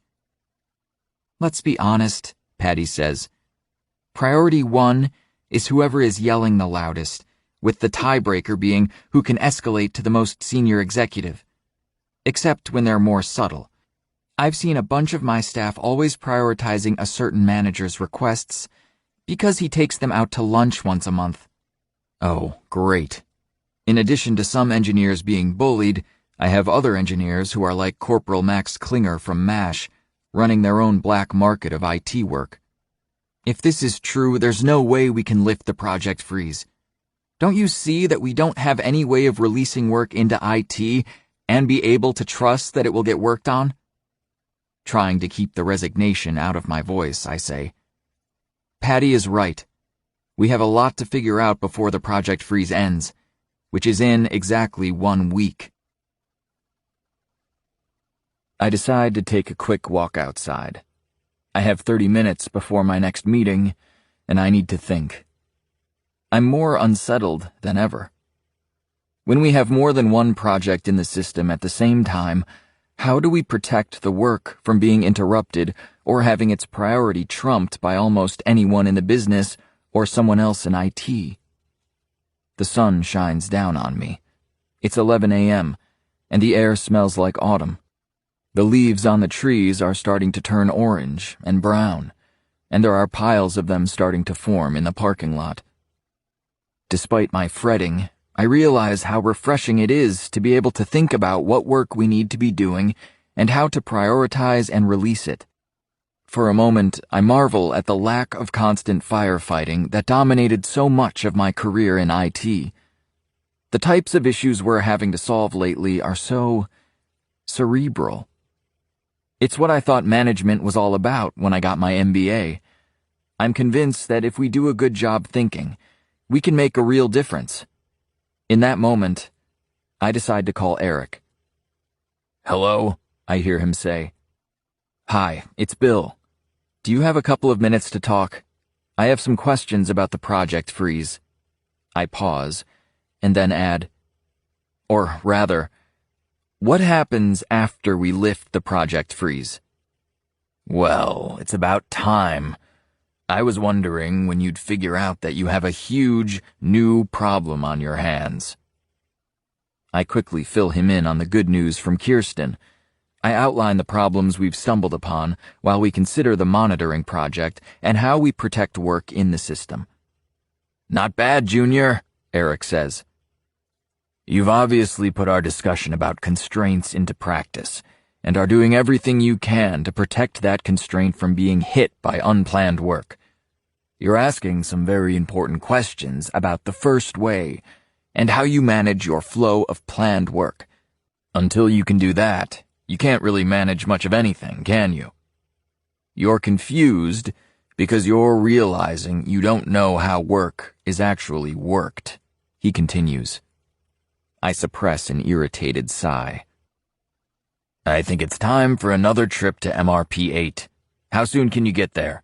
He asks. Surprised, I ask, You're in town? Yep, he says. There's a meeting with the auditors and the finance guys this afternoon that I wouldn't miss for the world. Make sure you're there for it. We're going to make John's head fall off. I tell him that I can be at MRP-8 in 15 minutes. Eric's in the middle of the lobby waiting for me. I do a double take. He's wearing a faded t-shirt and a zippered hooded sweatshirt with a faded Union logo. He already has a visitor badge and is tapping his foot impatiently. I came as fast as I could, I say. Eric merely grunts and gestures for me to follow him. Again, we climb the staircase and stand on the catwalk overlooking the plant floor. So, tell me what you see, he says, gesturing toward the plant floor. I look down, confused, not knowing what he wants to hear. Starting with the obvious, I say, like last time, I see raw materials coming in from the loading docks on the left, and on the right I see finished goods leaving the other set of loading docks. Surprisingly, Eric nods approvingly. Good. And in between? I look down at the scene. Part of me feels foolish, afraid of looking like the Karate Kid being quizzed by Mr. Miyagi. But I asked for this meeting, so I just start talking. I see materials and work in process flowing from left to right, but obviously moving very slowly. Eric peers over the catwalk and says, Oh, really? Like some sort of river? He turns to me, shaking his head with disgust. What do you think this is? Some sort of poetry reading class? Suddenly, whip is like water running over smooth stones. Get serious. How would a plant manager answer the question? From where to where does the work go, and why? Trying again, I say, Okay. WIP goes from work center to work center, as dictated by the bill of materials and routings, and all that is in the job order, which was released at that desk over there. That's better, Eric says. And can you find the work centers where the plant constraints are? I know that Eric had told me on that first odd trip to this plant. The heat treat ovens and paint curing booths, I say suddenly. There, I say, after scanning the plant floor and finally spotting a set of large machines by the far wall. And there, I say, pointing at the large rooms with signs saying Paint Booth number 30-A and Paint Booth number 30-B. Good.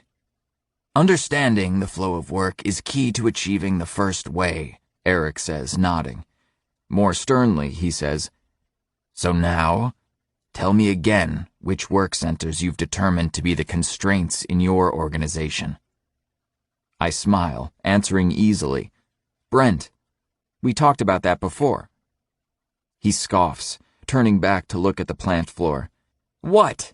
I nearly shout. How can it not be Brent? You even congratulated me when I told you it was Brent a couple of weeks ago. Suddenly, Brent is a robotic heat treat oven? You're telling me your equivalent of that plant curing booth down there is Brent? He says with mock disbelief. You know, that might be the dumbest thing I've ever heard. He continues. So, where would that leave your two managers, Chester and Penelope? Let me guess. Maybe they're equivalent to that drill press station and that stamping machine over there. Or maybe it's that metal grinder. Eric looks sternly at me. Get serious. I asked you what work centers are your constraints. Think. Completely confused, I look back down at the plant floor. I know that part of the answer is Brent. But when I blurt it out so confidently, Eric all but smacks me on the head. Again. Eric seems aggravated that I named an actual person, suggesting that Brent was a piece of equipment. I look again at the heat treat oven, and then I see them. There are two people wearing coveralls, hard hats, and goggles. One is in front of a computer screen, punching in something, while the other is inspecting a pile of parts on a loading pallet, scanning something with his handheld computer. "Oh," I say, thinking out loud. "The heat treat oven is a work center, which has workers associated with it. You asked what work centers are our constraints, and I told you that it was Brent, which can't be right because Brent isn't a work center." "Brent is a worker, not a work center," I say again. "And I'm betting that Brent is probably a worker supporting way too many work centers, which is why he's a constraint." "Now we're getting somewhere," Eric says, smiling. Gesturing broadly at the plant floor below, he says, "Imagine if 25% of all the work centers down there could only be operated by one person named Brent. What would happen to the flow of work?" I close my eyes to think. Work wouldn't complete on time, because Brent can only be at one work center at a time, I say. Enthusiastically, I continue. "That's exactly what's happening with us. I know that for a bunch of our planned changes, work can't even start if Brent isn't on hand. When that happens, we'll escalate to Brent, telling him to drop whatever he's doing, so some other work center can get going. We'll be lucky if he can stay there long enough for the change to be completely implemented before he's interrupted by someone else." "Exactly," he says. I'm slightly dismayed at the warm feeling of approval that I feel in response. "Obviously," he continues, "every work center is made up of 4 things: the machine, the man, the method, and the measures. Suppose for the machine, we select the heat treat oven. The men are the 2 people required to execute the predefined steps, and we obviously will need measures based on the outcomes of executing the steps in the method." I frown. These factory terms are vaguely familiar from my MBA years, but I never thought they'd be relevant in the IT domain. Looking for some way to write this down, I realize I left my clipboard in my car. I pat my pockets and find a small crumpled index card in my back pocket. I hurriedly write down work center, machine, man, method, measure. Eric continues. "Of course, on this plant floor, you don't have 1/4 of the work centers dependent upon one person. That would be absurd. Unfortunately for you, you do. That's why when Brent takes a vacation, all sorts of work will just grind to a halt, because only Brent knows how to complete certain steps. Steps that probably only Brent even knew existed, right?" I nod, unable to resist groaning. "You're right. I've heard my managers complain that if Brent were hit by the proverbial bus, we'd be completely up the creek. No one knows what's in Brent's head, which is one of the reasons I've created the Level 3 escalation pool." I quickly explain what I did to prevent escalations to Brent during outages, to keep him from being interrupted by unplanned work, and how I've attempted to do the same thing for planned changes. "Good," he says. "You're standardizing Brent's work so that other people can execute it. And because you're finally getting those steps documented, you're able to enforce some level of consistency and quality as well. You're not only reducing the number of work centers where Brent is required, you're generating documentation that will enable you to automate some of them." He continues, "Incidentally, until you do this, no matter how many more Brents you hire, Brent will always remain your constraint. Anyone you hire will just end up standing around." I nod in understanding. This is exactly as Wes described it. Even though he got the additional headcount to hire more Brents, we never were able to actually increase our throughput. I feel a sudden sense of exhilaration as the pieces fall into place in my head. He's confirming some of my deeply held intuitions and providing an underpinning theory for why I believe them. My elation is short-lived. He looks me over disapprovingly. "You're asking about how to lift the project freeze. Your problem is that you keep confusing 2 things. Until you can separate them in your head, you'll just walk around in circles." He starts walking, and I hurry after him. Soon we're standing over the middle of the plant floor. You see that work center over there, with the yellow blinking light? He asks, pointing. When I nod, he says, Tell me what you see. Wondering what it would take to have a normal conversation with him, I resume my dumb trainee role. Some piece of machinery is apparently down. That's what I'm guessing the blinking light indicates. There are 5 people huddled off to the side, including what looks like 2 managers. They all look concerned. There are 3 more people crouched down, looking into what I'm guessing is the machine inspection panel. They have flashlights and, yeah, they're also holding screwdrivers, definitely a machine down. Good guess, he says. That's probably a computerized grinder that is out of commission, and the maintenance team is working on getting it back online. What would happen if every piece of equipment down there needs Brent to fix it? I laugh. Every outage escalated immediately to Brent. Yes, he continues. Let's start with your first question. Which projects are safe to release when the project freeze is lifted?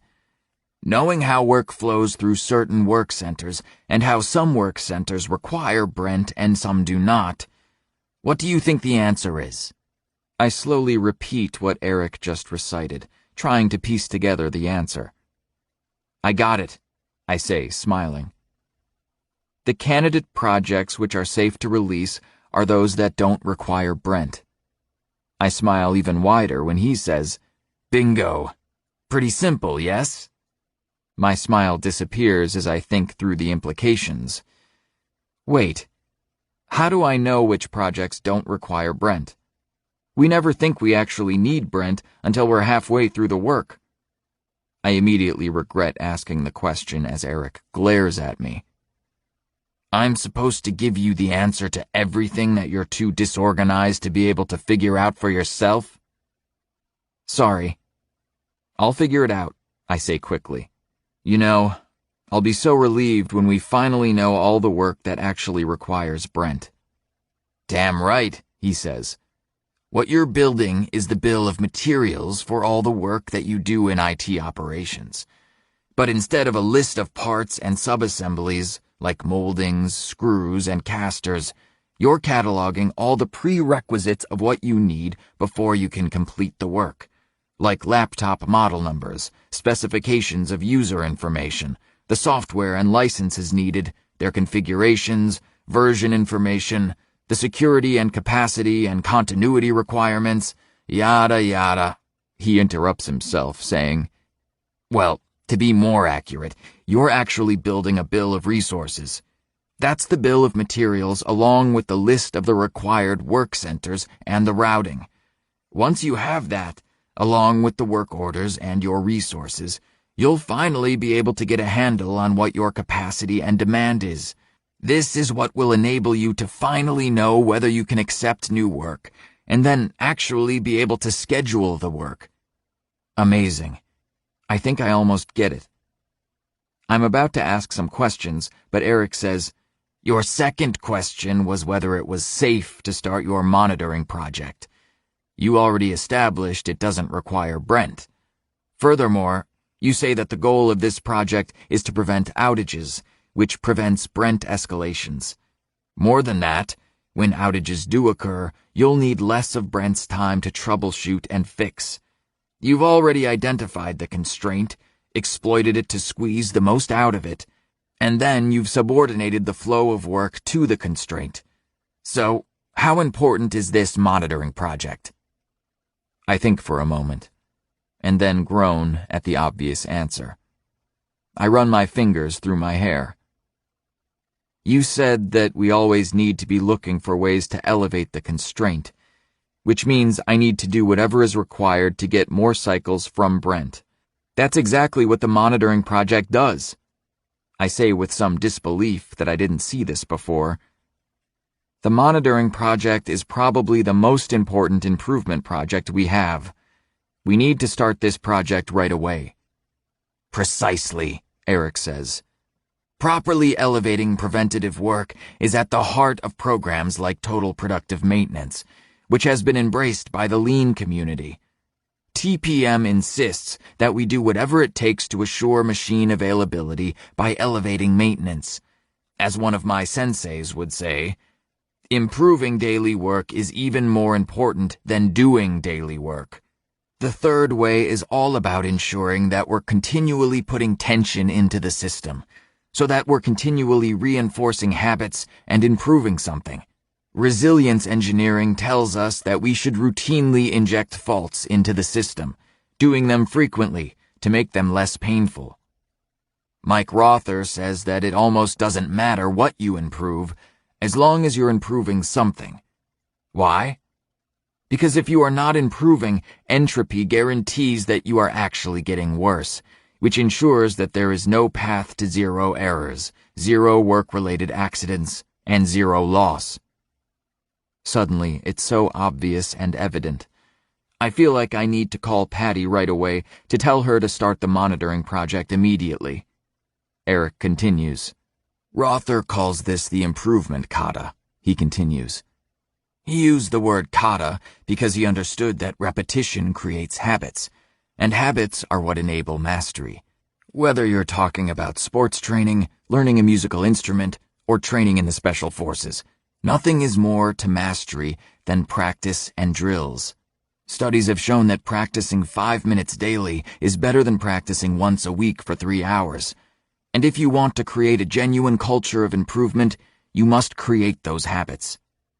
Turning back to the plant floor, he continues, Before we leave, turn your attention from the work centers to all the space between the work centers. Just as important as throttling the release of work is managing the handoffs. The wait time for a given resource is the percentage that resource is busy, divided by the percentage that resource is idle. So, if a resource is 50% utilized, the wait time is 50 divided by 50, or 1 unit. If the resource is 90% utilized, the wait time is 90 divided by 10, or 9 times longer. And if the resource is 99% utilized, although I'm not quite understanding the relevance, I do the math in my head. 99 over 1. I say, 99.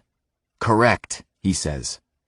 When a resource is 99% utilized, you have to wait 99 times as long as if that resource is 50% utilized. He gestures expansively. A critical part of the second way is making wait times visible, so you know when your work spends days sitting in someone's queue, or worse, when work has to go backward because it doesn't have all the parts or requires rework. Remember that our goal is to maximize flow. Here at MRP-8, we had a situation many years ago where certain components were never showing up at final assembly on time. Was it because we didn't have enough resources, or because certain tasks were taking too long? No! When we actually followed the parts around on the plant floor, we found that for the majority of time, the parts were just sitting in queues. In other words, the touch time was a tiny fraction of total process time. Our expediters had to search through mountains of work to find the parts and push them through the work center, he says incredulously. That's happening at your plant too, so watch for it, he says. I nod and say, Eric, I'm still stuck on releasing the monitoring project. People always insist that their special project is urgent and needs to be worked at the expense of everything else. Where do all the urgent audit and security remediation projects that John is screaming for fit in? Eric looks intently at my face and finally says, Have you heard a single word I've been saying in the last 2 weeks? He looks at his watch and says, Gotta go. Startled, I watch him as he walks quickly to the catwalk exit. I have to run to catch him. He's a big guy, probably a little over 50 years old. Despite the extra pounds he's carrying, he moves fast. When I catch up to him, I say, Wait, are you saying that audit issues aren't important enough to fix? I never said that, he says, stopping in his tracks and turning to face me. You screw up something that jeopardizes the business's ability to maintain compliance with relevant laws and regulations, you better fix it, or you should be fired.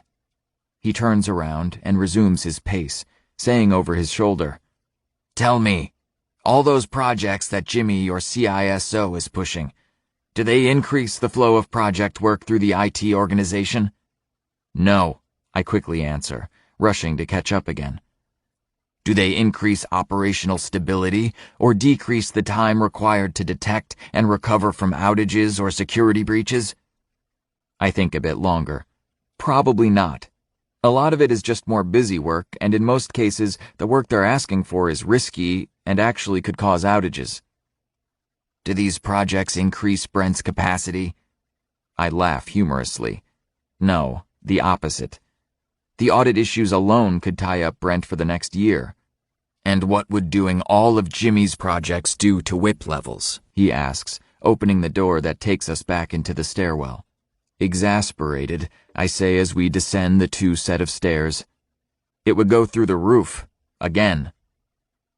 When we reach the bottom, Eric suddenly stops and asks, "Okay, these security projects decrease your project throughput, which is the constraint for the entire business, and swamp the most constrained resource in your organization.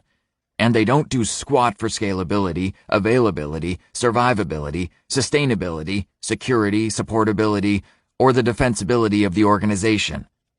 He asks deadpan, "So, genius, do Jimmy's projects sound like a good use of time to you?" As I start to answer, he just opens the exit door and walks through it. Apparently, it was a rhetorical question. Chapter 21. Friday, September 26th.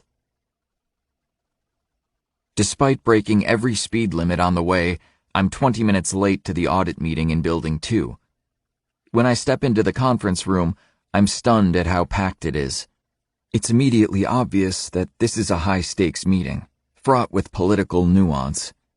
Dick and our corporate counsel are at the head of the table. Opposite them are the external auditors, who are legally liable for finding financial reporting errors and fraud, and yet they still want to keep us as clients. Dick and his team will try to show that everything the auditors have found is all a genuine misunderstanding. Their goal is to appear earnest but indignant that their precious time is being wasted. It's all political theater, but high-stakes political theater that is definitely above my pay grade. Anne and Nancy are also here, along with Wes and some other folks who look familiar. Then I see John and do a double take. My God, he looks terrible. Like someone on his 3rd day of quitting an addiction. He looks as if he thinks that the entire room will turn on him at a moment's notice and tear him to shreds, which may not be that far from the truth. Sitting next to John is Eric, who is the picture of composure. How did he get here so quickly? And where did he change into those khaki pants and denim shirt? In the car? While he was walking? As I sit down next to Wes, he leans toward me. He gestures at a stapled set of papers and whispers, "The agenda for this meeting is to go through these 2 material weaknesses and the 16 significant deficiencies. There's John, looking like he's in front of the firing squad, waiting for the bullet." I see the sweat stains under John's arms and think to myself, good grief, John. Pull yourself together. I'm the operational manager where all those IT deficiencies reside, so I'm actually the one on the firing line, not you. But unlike John, I've had the benefit of having Eric's constant reassurances that everything will work out. Then again, Eric doesn't have his ass on the line, and for a brief moment I wonder whether I should be as nervous as John. 5 hours later, the conference table is covered with marked-up papers and empty cups of coffee, the room smelling stale and rank from all the tension and heated arguments. I look up at the sound of the audit partner closing his briefcase. He says to Dick, "Given this new data, it does appear that for the 2 potential material weaknesses, the IT controls may indeed be out of scope and thus can be resolved very quickly. Thank you in advance for making yourselves available to get us the documentation we need to close out these issues as expeditiously as possible. "We will take all this under advisement and send you something in the next day or two," he continues. "Most likely, we'll want to schedule further testing of these newly documented downstream controls to make sure they were in place and operating, to support the financial statement assertions you're making." As he stands up, I stare in disbelief at the audit partner. We really dodged the bullet. Looking around the table, the Parts Unlimited team looks equally surprised. One exception is Eric, who just nods approvingly, obviously irritated that it took so long to finally have the auditors on the run. The other exception is John. He looks extremely distraught, sitting with his shoulders slumped over, that I'm suddenly concerned about his well-being. I'm about to get up to check on John when the audit partner shakes Dick's hand and, to my surprise, Eric gets up to give him a hug. "Eric, it's been a long time since Gate and Orlando," the audit partner says warmly. "I was sure our paths would cross again, but I never would have guessed it would be at a client engagement. What have you been up to lately?" Eric laughs and says, "Mostly happily sailing on my boat. A friend asked me to join the Parts Unlimited board, partly due to their external auditors making trouble with a bunch of young, bottom-up auditors who strayed off the reservation. I should have known you'd be involved." The audit partner looks genuinely embarrassed, and they huddle together, whispering. For the past 5 hours, John, Wes, and I sat on the sidelines while the business managers walked the auditors through a precise discussion about how the IT control issues simply couldn't lead to an undetected financial reporting error. They pulled out something called the Gate Principles document and cited some of the enclosed flowcharts. Like watching a tennis match, the ball went back and forth between our team and the auditors, using words like linkage, significance, and controls reliance. On occasion, Dick would trot in a bunch of experts from the relevant business areas to show that even if someone malicious managed to cause a failure in the IT control, the fraud would still be caught by another control somewhere downstream. Managers from materials management, order entry, treasury, and human resources showed that even if the application, database, operating system, and firewall were riddled with security holes and thoroughly compromised, the fraudulent transaction would still be caught by some daily or weekly inventory reconciliation report.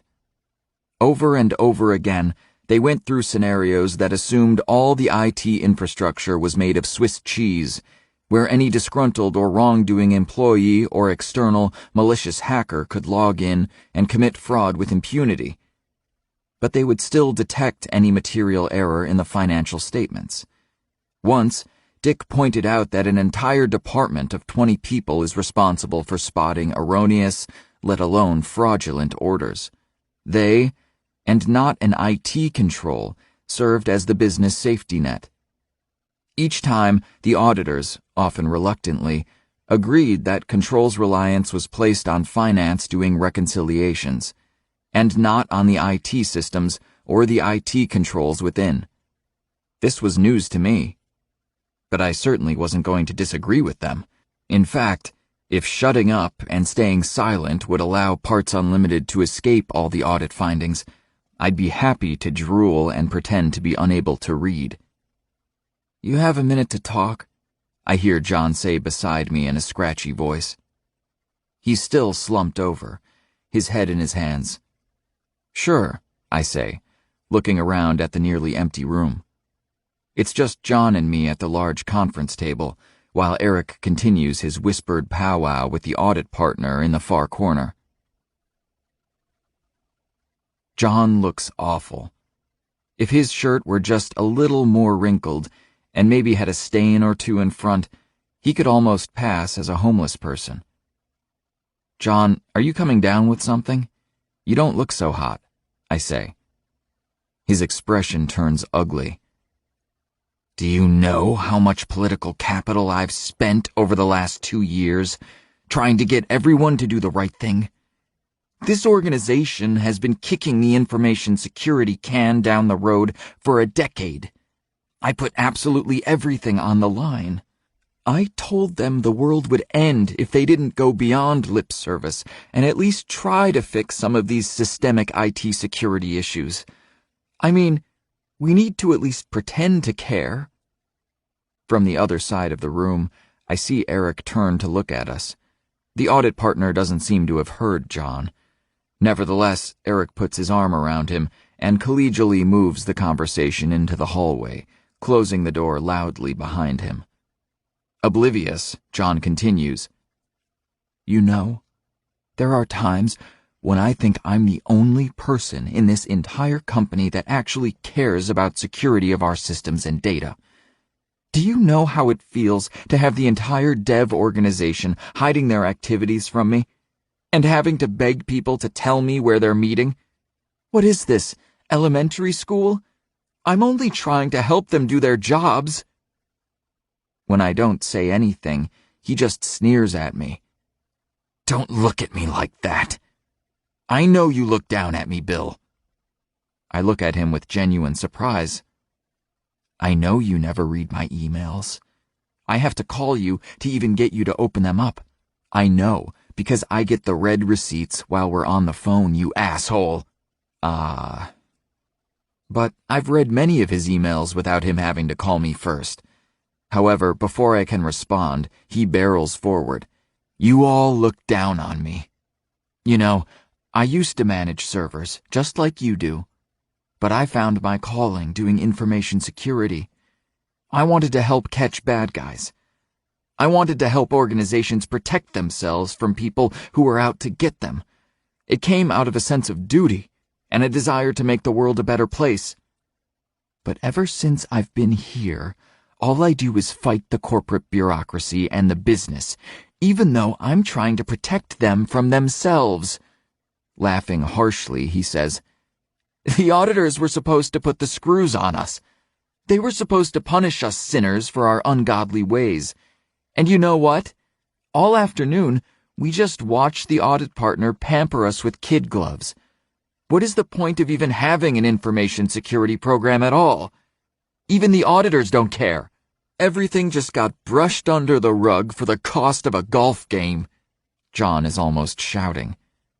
Our auditors should be put on trial for incompetence. All those findings they dismissed were basic hygiene issues. We live in a churning cesspool of risk. I'm amazed this place doesn't just collapse under its own weight from lack of caring. I've waited for years for everything to come crashing down upon us. He pauses, whispering. And yet, here we still are. Just then, Eric enters the room again, slamming the door behind him. He grabs the seat closest to the door and looks sternly at John. You know what your problem is, Jimmy? Eric says, pointing the finger at him. You are like the political commissar who walks onto the plant floor, proudly flashing your badge at all the line workers, sadistically poking your nose in everybody's business and intimidating them into doing your bidding, just to increase your own puny sense of self-worth. Half the time, you break more than you fix. Worse, you screw up the work schedules of everyone who's actually doing important work. This is going way overboard. John sputters. Who do you think you are? I'm trying to keep this organization secure and keep the auditors away. Why, thank you for nothing, Mr. CISO, Eric says, interrupting him. As you just observed, the organization can keep the auditors away without you having to do anything at all. You are like the plumber who doesn't even realize that you're servicing an airplane, let alone the route you're flying or the business condition of the airline. By now, John is white as a sheet, his jaw hanging open. I'm about to intervene on his behalf when Eric stands up and shouts to John, I don't have anything further to say to you until you prove to me that you understand what just happened in this room. The business managed to dodge the SOX 404 audit bullet without any help from your team. Until you figure out how and why, you don't have any business interfering with the daily operations of this organization. This should be your guiding principle. You win when you protect the organization without putting meaningless work into the IT system. And you win even more when you can take meaningless work out of the IT system. He then turns to me and says, "Bill, you just may be right. You guys around here sure seem to have completely screwed up information security." I never said any such thing. I turn to look at John, intending to convey that I have no idea what he's talking about, but John doesn't notice me. He's staring at Eric with an expression of intense hatred on his face. Eric says to me, pointing his thumb at John, "This guy is like the QA manager who has his group writing millions of new tests for a product we don't even ship anymore, and then files millions of bug reports for features that no longer exist. Obviously, he is making what you and I would call a scoping error." John is shaking with outrage. He says, "How dare you?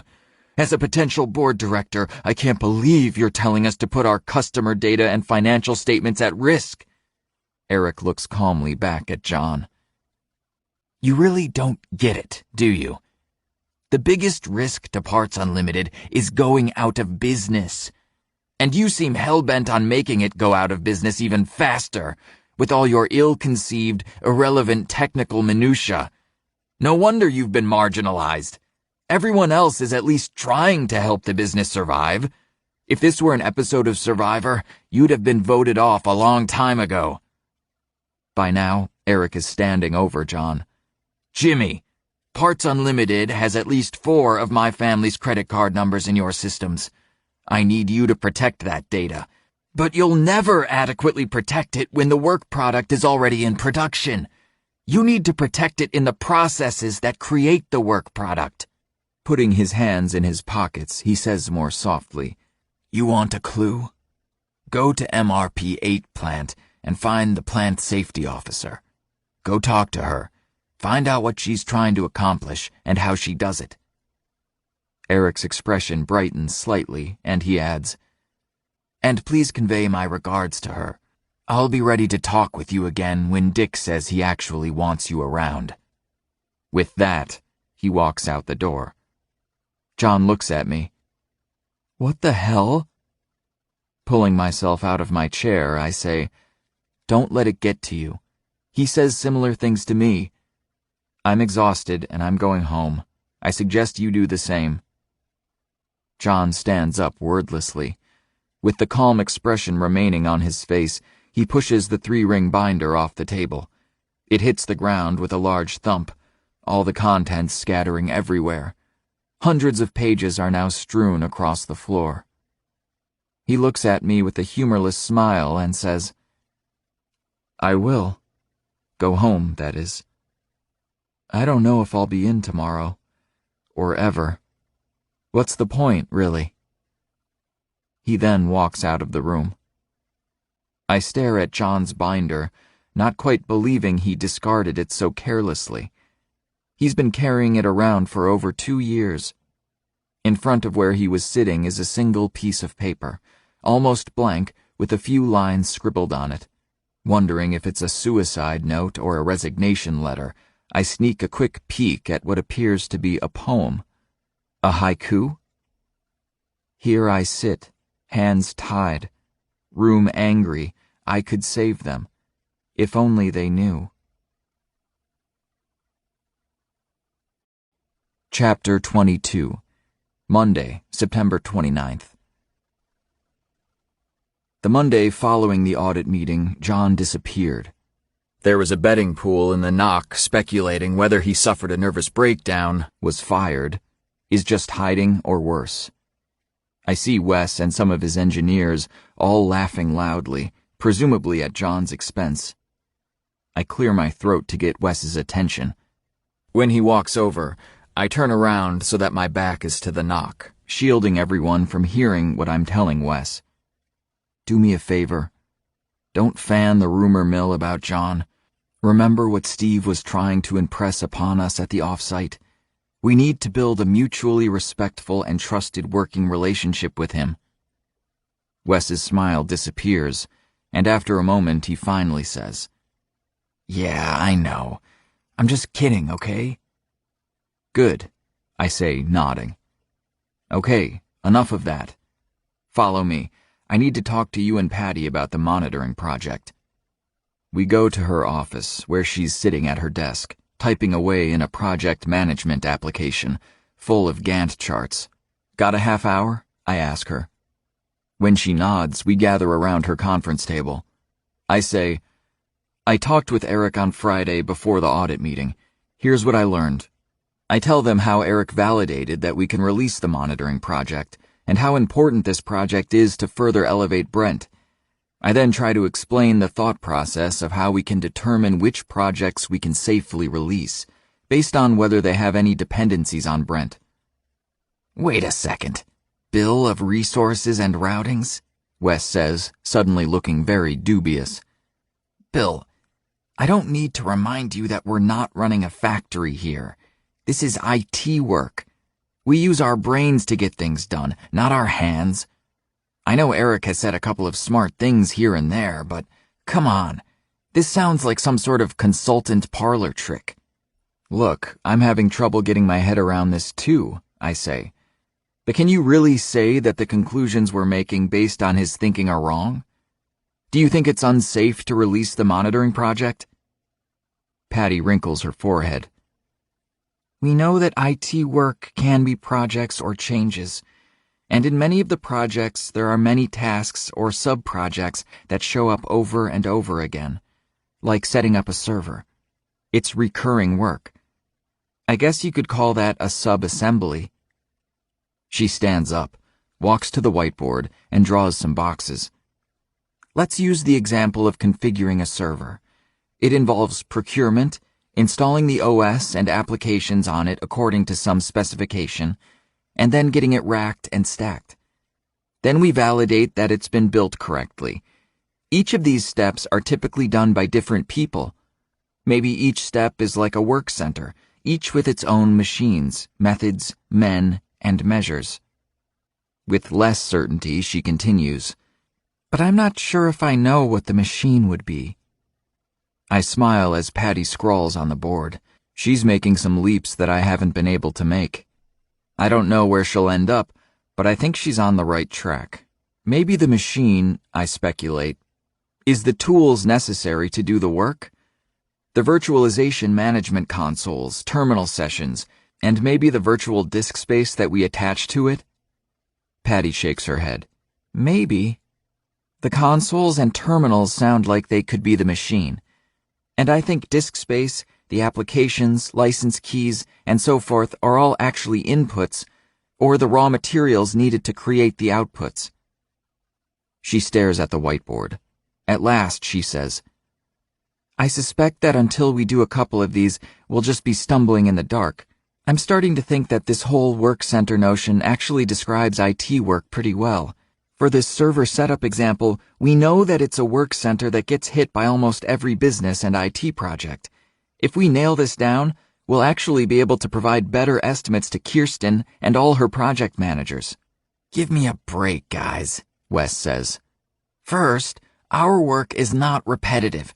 Second, it requires a lot of knowledge, unlike the people who just assemble parts or tighten screws. We hire very smart people with experience. Trust me, we can't standardize our work like manufacturing does. I consider Wes's point. Last week, I think I would have agreed with you, Wes. But I watched one of the final assembly work centers on the manufacturing floor for 15 minutes last week. I was overwhelmed with everything that was going on. Frankly, I could barely keep up with it. Despite trying to make everything repetitive and repeatable, they still had to do an incredible amount of improvisation and problem solving just to hit their daily production goals. They're doing a whole lot more than tightening screws. They're performing heroics every day, using every bit of experience and smarts they have. I say adamantly, they really earned my respect. If it weren't for them, we all wouldn't even have jobs. I think we have a lot to learn from plant floor management. I pause. Let's start the monitoring project as soon as we can. The sooner we start, the sooner we'll get the benefits. We need to protect each of our resources as if they were all Brent's. So let's get this done. There's one more thing, Patty says. I keep thinking about the lanes of work we're trying to create. I'd like to test some of these concepts with the incoming service requests, like account add change deletes, password resets, and, laptop replacements. She looks uncomfortably at my giant laptop, which is in even worse shape than when I first got it 3 weeks ago. I've had to put even more duct tape on it to keep it from falling apart, due to some further damage I caused when I used my car keys to pry it open. And now, half the paint on the screen lid has flaked off. "Oh, for crying out loud," Wes groans, looking at it, genuinely embarrassed. "I can't believe we haven't gotten you a replacement. We don't suck that much." "Patty, I'll find someone for you to dedicate to the laptop and desktop backlog." "Fantastic," Patty replies. "I have a little experiment in mind that I'd like to try out." Not wanting to get in the way, I say, "Make it so." When I get to the office on the following Monday, Patty is waiting for me. "You have a second?" she asks, obviously eager to show me something. Next thing I know, I'm standing in Patty's change coordination room. I immediately spot on the back wall a new board. On it, index cards arranged in 4 rows. The rows are labeled Move Worker Office, Add Change Delete Account, Provision New Desktop Laptop, and Reset Password. Each row has been divided up into 3 columns, labeled Ready, Doing, and Done. Interesting. This looks vaguely familiar. What is this, another change board? Patty breaks out into a grin and says, "It's a Kanban board. After our last meeting, I went to MRP8 myself. I was so curious about this work center notion that I had to see it in action. I managed to find one of the supervisors that I've worked with before, and he spent an hour with me showing how they manage the flow of work." Patty explains that a Kanban board, among many other things, is one of the primary ways our manufacturing plants schedule and pull work through the system. It makes demand and WIP visible, and is used to signal upstream and downstream stations. "I'm experimenting with putting Kanbans around our key resources. Any activities they work on must go through the Kanban, not by email, instant message, telephone, or whatever. If it's not on the Kanban board, it won't get done," she says.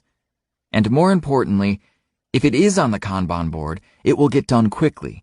You'd be amazed at how fast work is getting completed because we're limiting the work in process. Based on our experiments so far, I think we're going to be able to predict lead times for work and get faster throughput than ever." That Patty is now sounding a bit like Eric is both unsettling and exciting.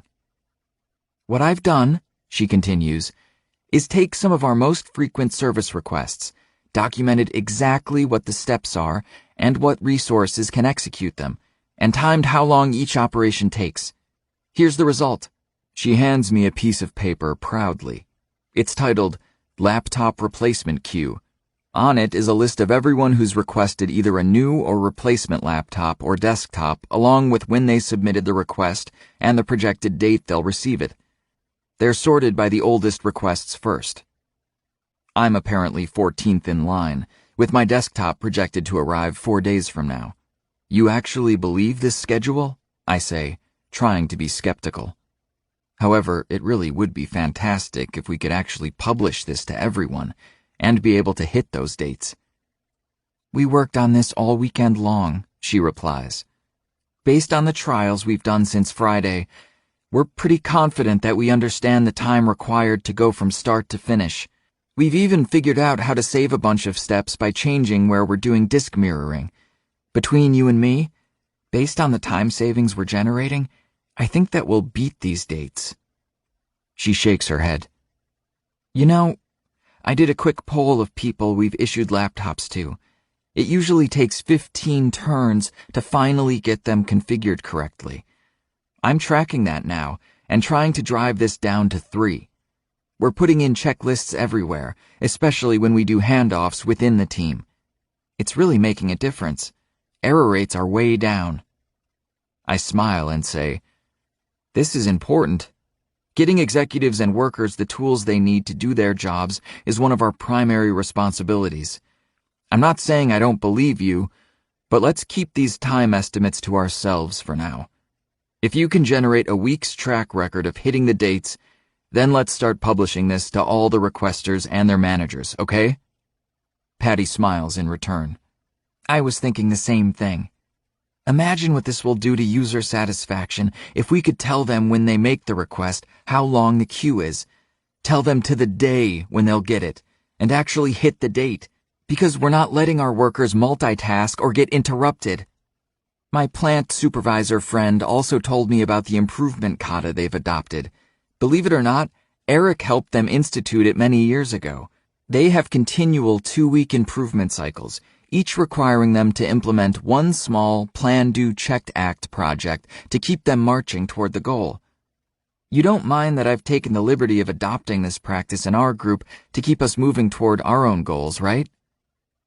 Eric had mentioned this kata term and the continual 2-week improvement cycles before. Once again, Patty is at least one step ahead of me. This is great work, Patty. Really, really well done. Thanks, she modestly responds, but she's grinning from ear to ear. I'm really excited by what I'm learning. For the first time, I am seeing how we should be managing our work, and even for these simpler service desk tasks, I know it's going to make a big difference. She points at the change board at the front of the room. What I'm really looking forward to is to start using these techniques for more complex work. Once we figure out what our most frequently recurring tasks are, we need to create more centers and lanes of work, just like I did for my service requests. Maybe we can even get rid of some of this scheduling and create Kanban boards instead. Our engineers could then take any card from the ready column, move them to doing, until they're done. Unfortunately, I can't visualize it. Keep going. Just make sure you're working with Wes on this, and that he's on board, okay? Already on it, she replies quickly. In fact, I have a meeting with him later today to discuss putting a Kanban around Brent, to further isolate him from our daily crises. I want to formalize how Brent gets work and increase our ability to standardize what he's working on. It'll give us a way to figure out where all of Brent's work comes from, both on the upstream and downstream sides. And of course, it will give us one more line of defense from people doing drive-bys on Brent. I give her a thumbs up and get ready to leave. Wait, the change board looks different. Why are the cards different colors? She looks at the board and says, Oh, I haven't told you? We're color-coding the cards to help us get ready for when we lift the project freeze. We've got to have some way to make sure we're working on the most important things. So, the purple cards are the changes supporting one of the top 5 business projects. Otherwise, they're yellow. The green cards are for internal IT improvement projects, and we're experimenting with allocating 20% of our cycles just for those, as Eric recommended we do. At a glance, we can confirm that there's the right balance of purple and green cards in work. She continues, The pink sticky notes indicate the cards that are blocked somehow, which we're therefore reviewing twice a day. We're also putting all these cards back into our change tracking tool, so we're putting the change IDs on each of the cards too. It's a bit tedious, but at least now part of the tracking is automated. Wow, that's incredible, I say, with genuine awe. Later that day, I'm sitting down at another conference table with Wes and Patty to figure out how we're going to turn the project faucet back on slowly enough so we can drink but don't end up drowning. As Eric pointed out, we actually have 2 project queues that we need to sequence, business and internal projects, Patty says, pointing to the thin, stapled set of papers in front of us. Let's do the business projects first, because they're easier. We have the top 5 most important projects identified, as ranked by all the project sponsors. 4 of those will require some work from Brent. When the freeze lifts, we propose that we only release these 5 projects. That was easy, Wes laughs. I can't believe how much arguing, posturing, horse trading, and backstabbing went on to get the top 5 projects identified. It was worse than Chicago politics. He's right. But in the end, we got our prioritized list. Now to the hard part. We're still struggling on how to prioritize our own 73 internal projects, she says, her expression turning glum. There's still way too many. We've spent weeks with all the team leads trying to establish some sort of relative importance level, but that's all we've done. Argue. She flips to the second page. The projects seem to fall into the following categories: replacing fragile infrastructure, vendor upgrades, or supporting some internal business requirement. The rest are a hodgepodge of audit and security work, data center upgrade work, and so forth. I look at the second list, scratching my head. Patty is right. How does one objectively decide whether consolidating and upgrading email server is more or less important than upgrading 35 instances of SQL databases? I run my fingers down the page, trying to see if anything jumps out at me. It's the same list I saw during my first week on the job, and they still all look important. Realizing that Wes and Patty have spent almost a week with this list, I try to elevate my thinking. There's got to be some simple way to prioritize this list that doesn't look like moving a bunch of boxes around. Suddenly, I remember how Eric described the importance of preventative work, such as the monitoring project.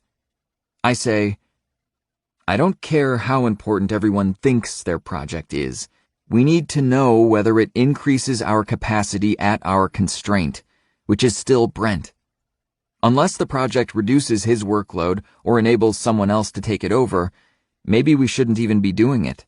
On the other hand, if a project doesn't require Brent, there's no reason we shouldn't just do it. I say assertively, give me 3 lists. One that requires Brent work, one that increases Brent's throughput, and the last one is everything else. Identify the top projects on each list. Don't spend too much time ordering them. I don't want us spending days arguing. The most important list is the second one. We need to keep Brent's capacity up by reducing the amount of unplanned work that hits him. That sounds familiar, Patty says. She digs up the list of fragile services that we created for the change management process. We should make sure we have a project to replace or stabilize each one of these. And maybe we suspend indefinitely any infrastructure refresh project for anything that's not fragile. Now hang on a minute, Wes says. Bill, you said it yourself. Preventative work is important, but it always gets deferred. We've been trying to do some of these projects for years. This is our chance to get caught up. Patty says quickly, didn't you hear what Eric told Bill? Improving something anywhere not at the constraint is an illusion. You know, no offense, but you sort of sound like John right now. Despite my best attempts, I still laugh. Wes turns red for a moment, and then laughs loudly. Ouch. Okay, you got me. But I'm just trying to do the right thing. Don't, he says, interrupting himself. I did it again. We all laugh. It makes me wonder how John is doing. To the best of my knowledge, no one has seen him all day. While Wes and Patty are scribbling notes, I scan the list of internal projects again. Hey, why is there a project for upgrading the BART database even though it's going to be decommissioned next year? Patty peers down at her list and then looks embarrassed. Oh, geez. I didn't see that because we never reconciled the business and IT projects with each other. We're going to have to scrub the lists one more time to find dependencies like this. I'm sure there are others. Patty thinks for a moment. It's strange. Even though we have so much data on projects, changes, and tickets, we've never organized and linked them all together this way before. Here's another thing we can learn from manufacturing, I think, she continues. We're doing what manufacturing production control departments do. They're the people that schedule and oversee all of production to ensure they can meet customer demand. When they accept an order, they confirm there's enough capacity and necessary inputs at each required work center, expediting work when necessary. They work with the sales manager and plant manager to build a production schedule so they can deliver on all their commitments. Again, Patty is way ahead of me. This answers one of the first questions that Eric tasked me with before I quit. I make a note for us to visit MRP-8 to see their production control processes. I get a creeping suspicion that managing the IT operations production schedule should be somewhere in my job description. 2 days later, I'm surprised to see a new laptop in my office. My old laptop has been disconnected and moved to the side. I look at my clipboard, flipping back to the laptop-desktop replacement schedule that Patty gave me earlier this week. Holy crap! Patty had promised laptop delivery for Friday, and I'm receiving it 2 days early. I log on to make sure it's been configured properly. All the applications seem to be there. All my data have been transferred, email is working, and network drives show up like before. And I can install new applications. I feel tears of gratitude welling up when I see how fast my new laptop is. Grabbing Patty's schedule, I go next door. I love the new laptop. 2 days ahead of schedule even. Everyone ahead of me got their systems too, right? Patty grins. Yep, every single one of them. A couple of the early ones we delivered had a few configuration errors or were missing something. We've corrected it in the work instructions, and we seem to be batting 100% delivering correct systems for the past 2 days. Great work, Patty, I say excitedly. Go ahead and start publishing the schedule. I want to start showing this off. Chapter 23, Tuesday, October 7th. As I drive into work the following Tuesday morning, I get an urgent phone call from Kirsten. Apparently, Brent is now almost a week late delivering on another Phoenix task, allegedly something that Brent said would only take an hour to do. Once again, the entire Phoenix testing schedule is in jeopardy. On top of that, several other of my group's critical tasks are late, putting even more pressure on the deadline. This is genuinely dispiriting to hear. I thought all our recent breakthroughs would solve these due date performance issues. How can we unfreeze more work if we can't even keep up now? I leave Patty a voicemail. To my surprise, it takes her 3 hours to call me back. She tells me that something is going terribly wrong with our scheduling estimates and that we need to meet right away. Once again, I'm in a conference room with Patty at the whiteboard, and Wes scrutinizing the printouts she's taped up. Here's what I've learned so far, Patty says, pointing at one of the sheets of paper. The task that Kirsten called about is delivering a test environment to QA. As she said, Brent estimated that it would take only 45 minutes. Sounds about right, Wes says. You just need to create a new virtualized server and then install the OS and a couple of packages on it. He probably even doubled the time estimate to be safe. That's what I thought too, Patty said, but she's shaking her head. Except it's not just one task. What Brent signed up for is more like a small project. There's over 20 steps involving at least 6 different teams. You need the OS and all the software packages, license keys, dedicated IP address, special user accounts set up, mount points configured, and then you need the IP addresses to be added to an ACL list on some file server. In this particular case, the requirements say that we need a physical server, so we also need a router port, cabling, and a server rack where we have enough space. Oh, Wes says, sounding exasperated, reading what Patty is pointing at. He mumbles, Physical servers are such a pain in the ass. You're missing the point. This would still be happening even if it were virtualized, Patty says. First, Brent's task turns out to be considerably more than just a task. Second, we're finding that it's multiple tasks spanning multiple people, each of whom have their own urgent work to do. We're losing days at each handoff.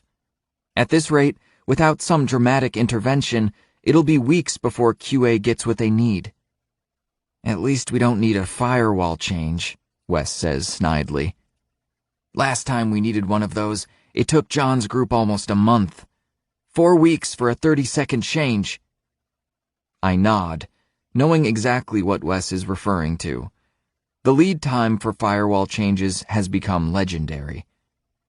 Wait, didn't Eric mention something like this? For a firewall change, even though the work only required 30 seconds of touch time, it still took 4 weeks of clock time. That's just a microcosm of what's happening with Brent. But what's happening to us right now is much, much worse, because there are handoffs.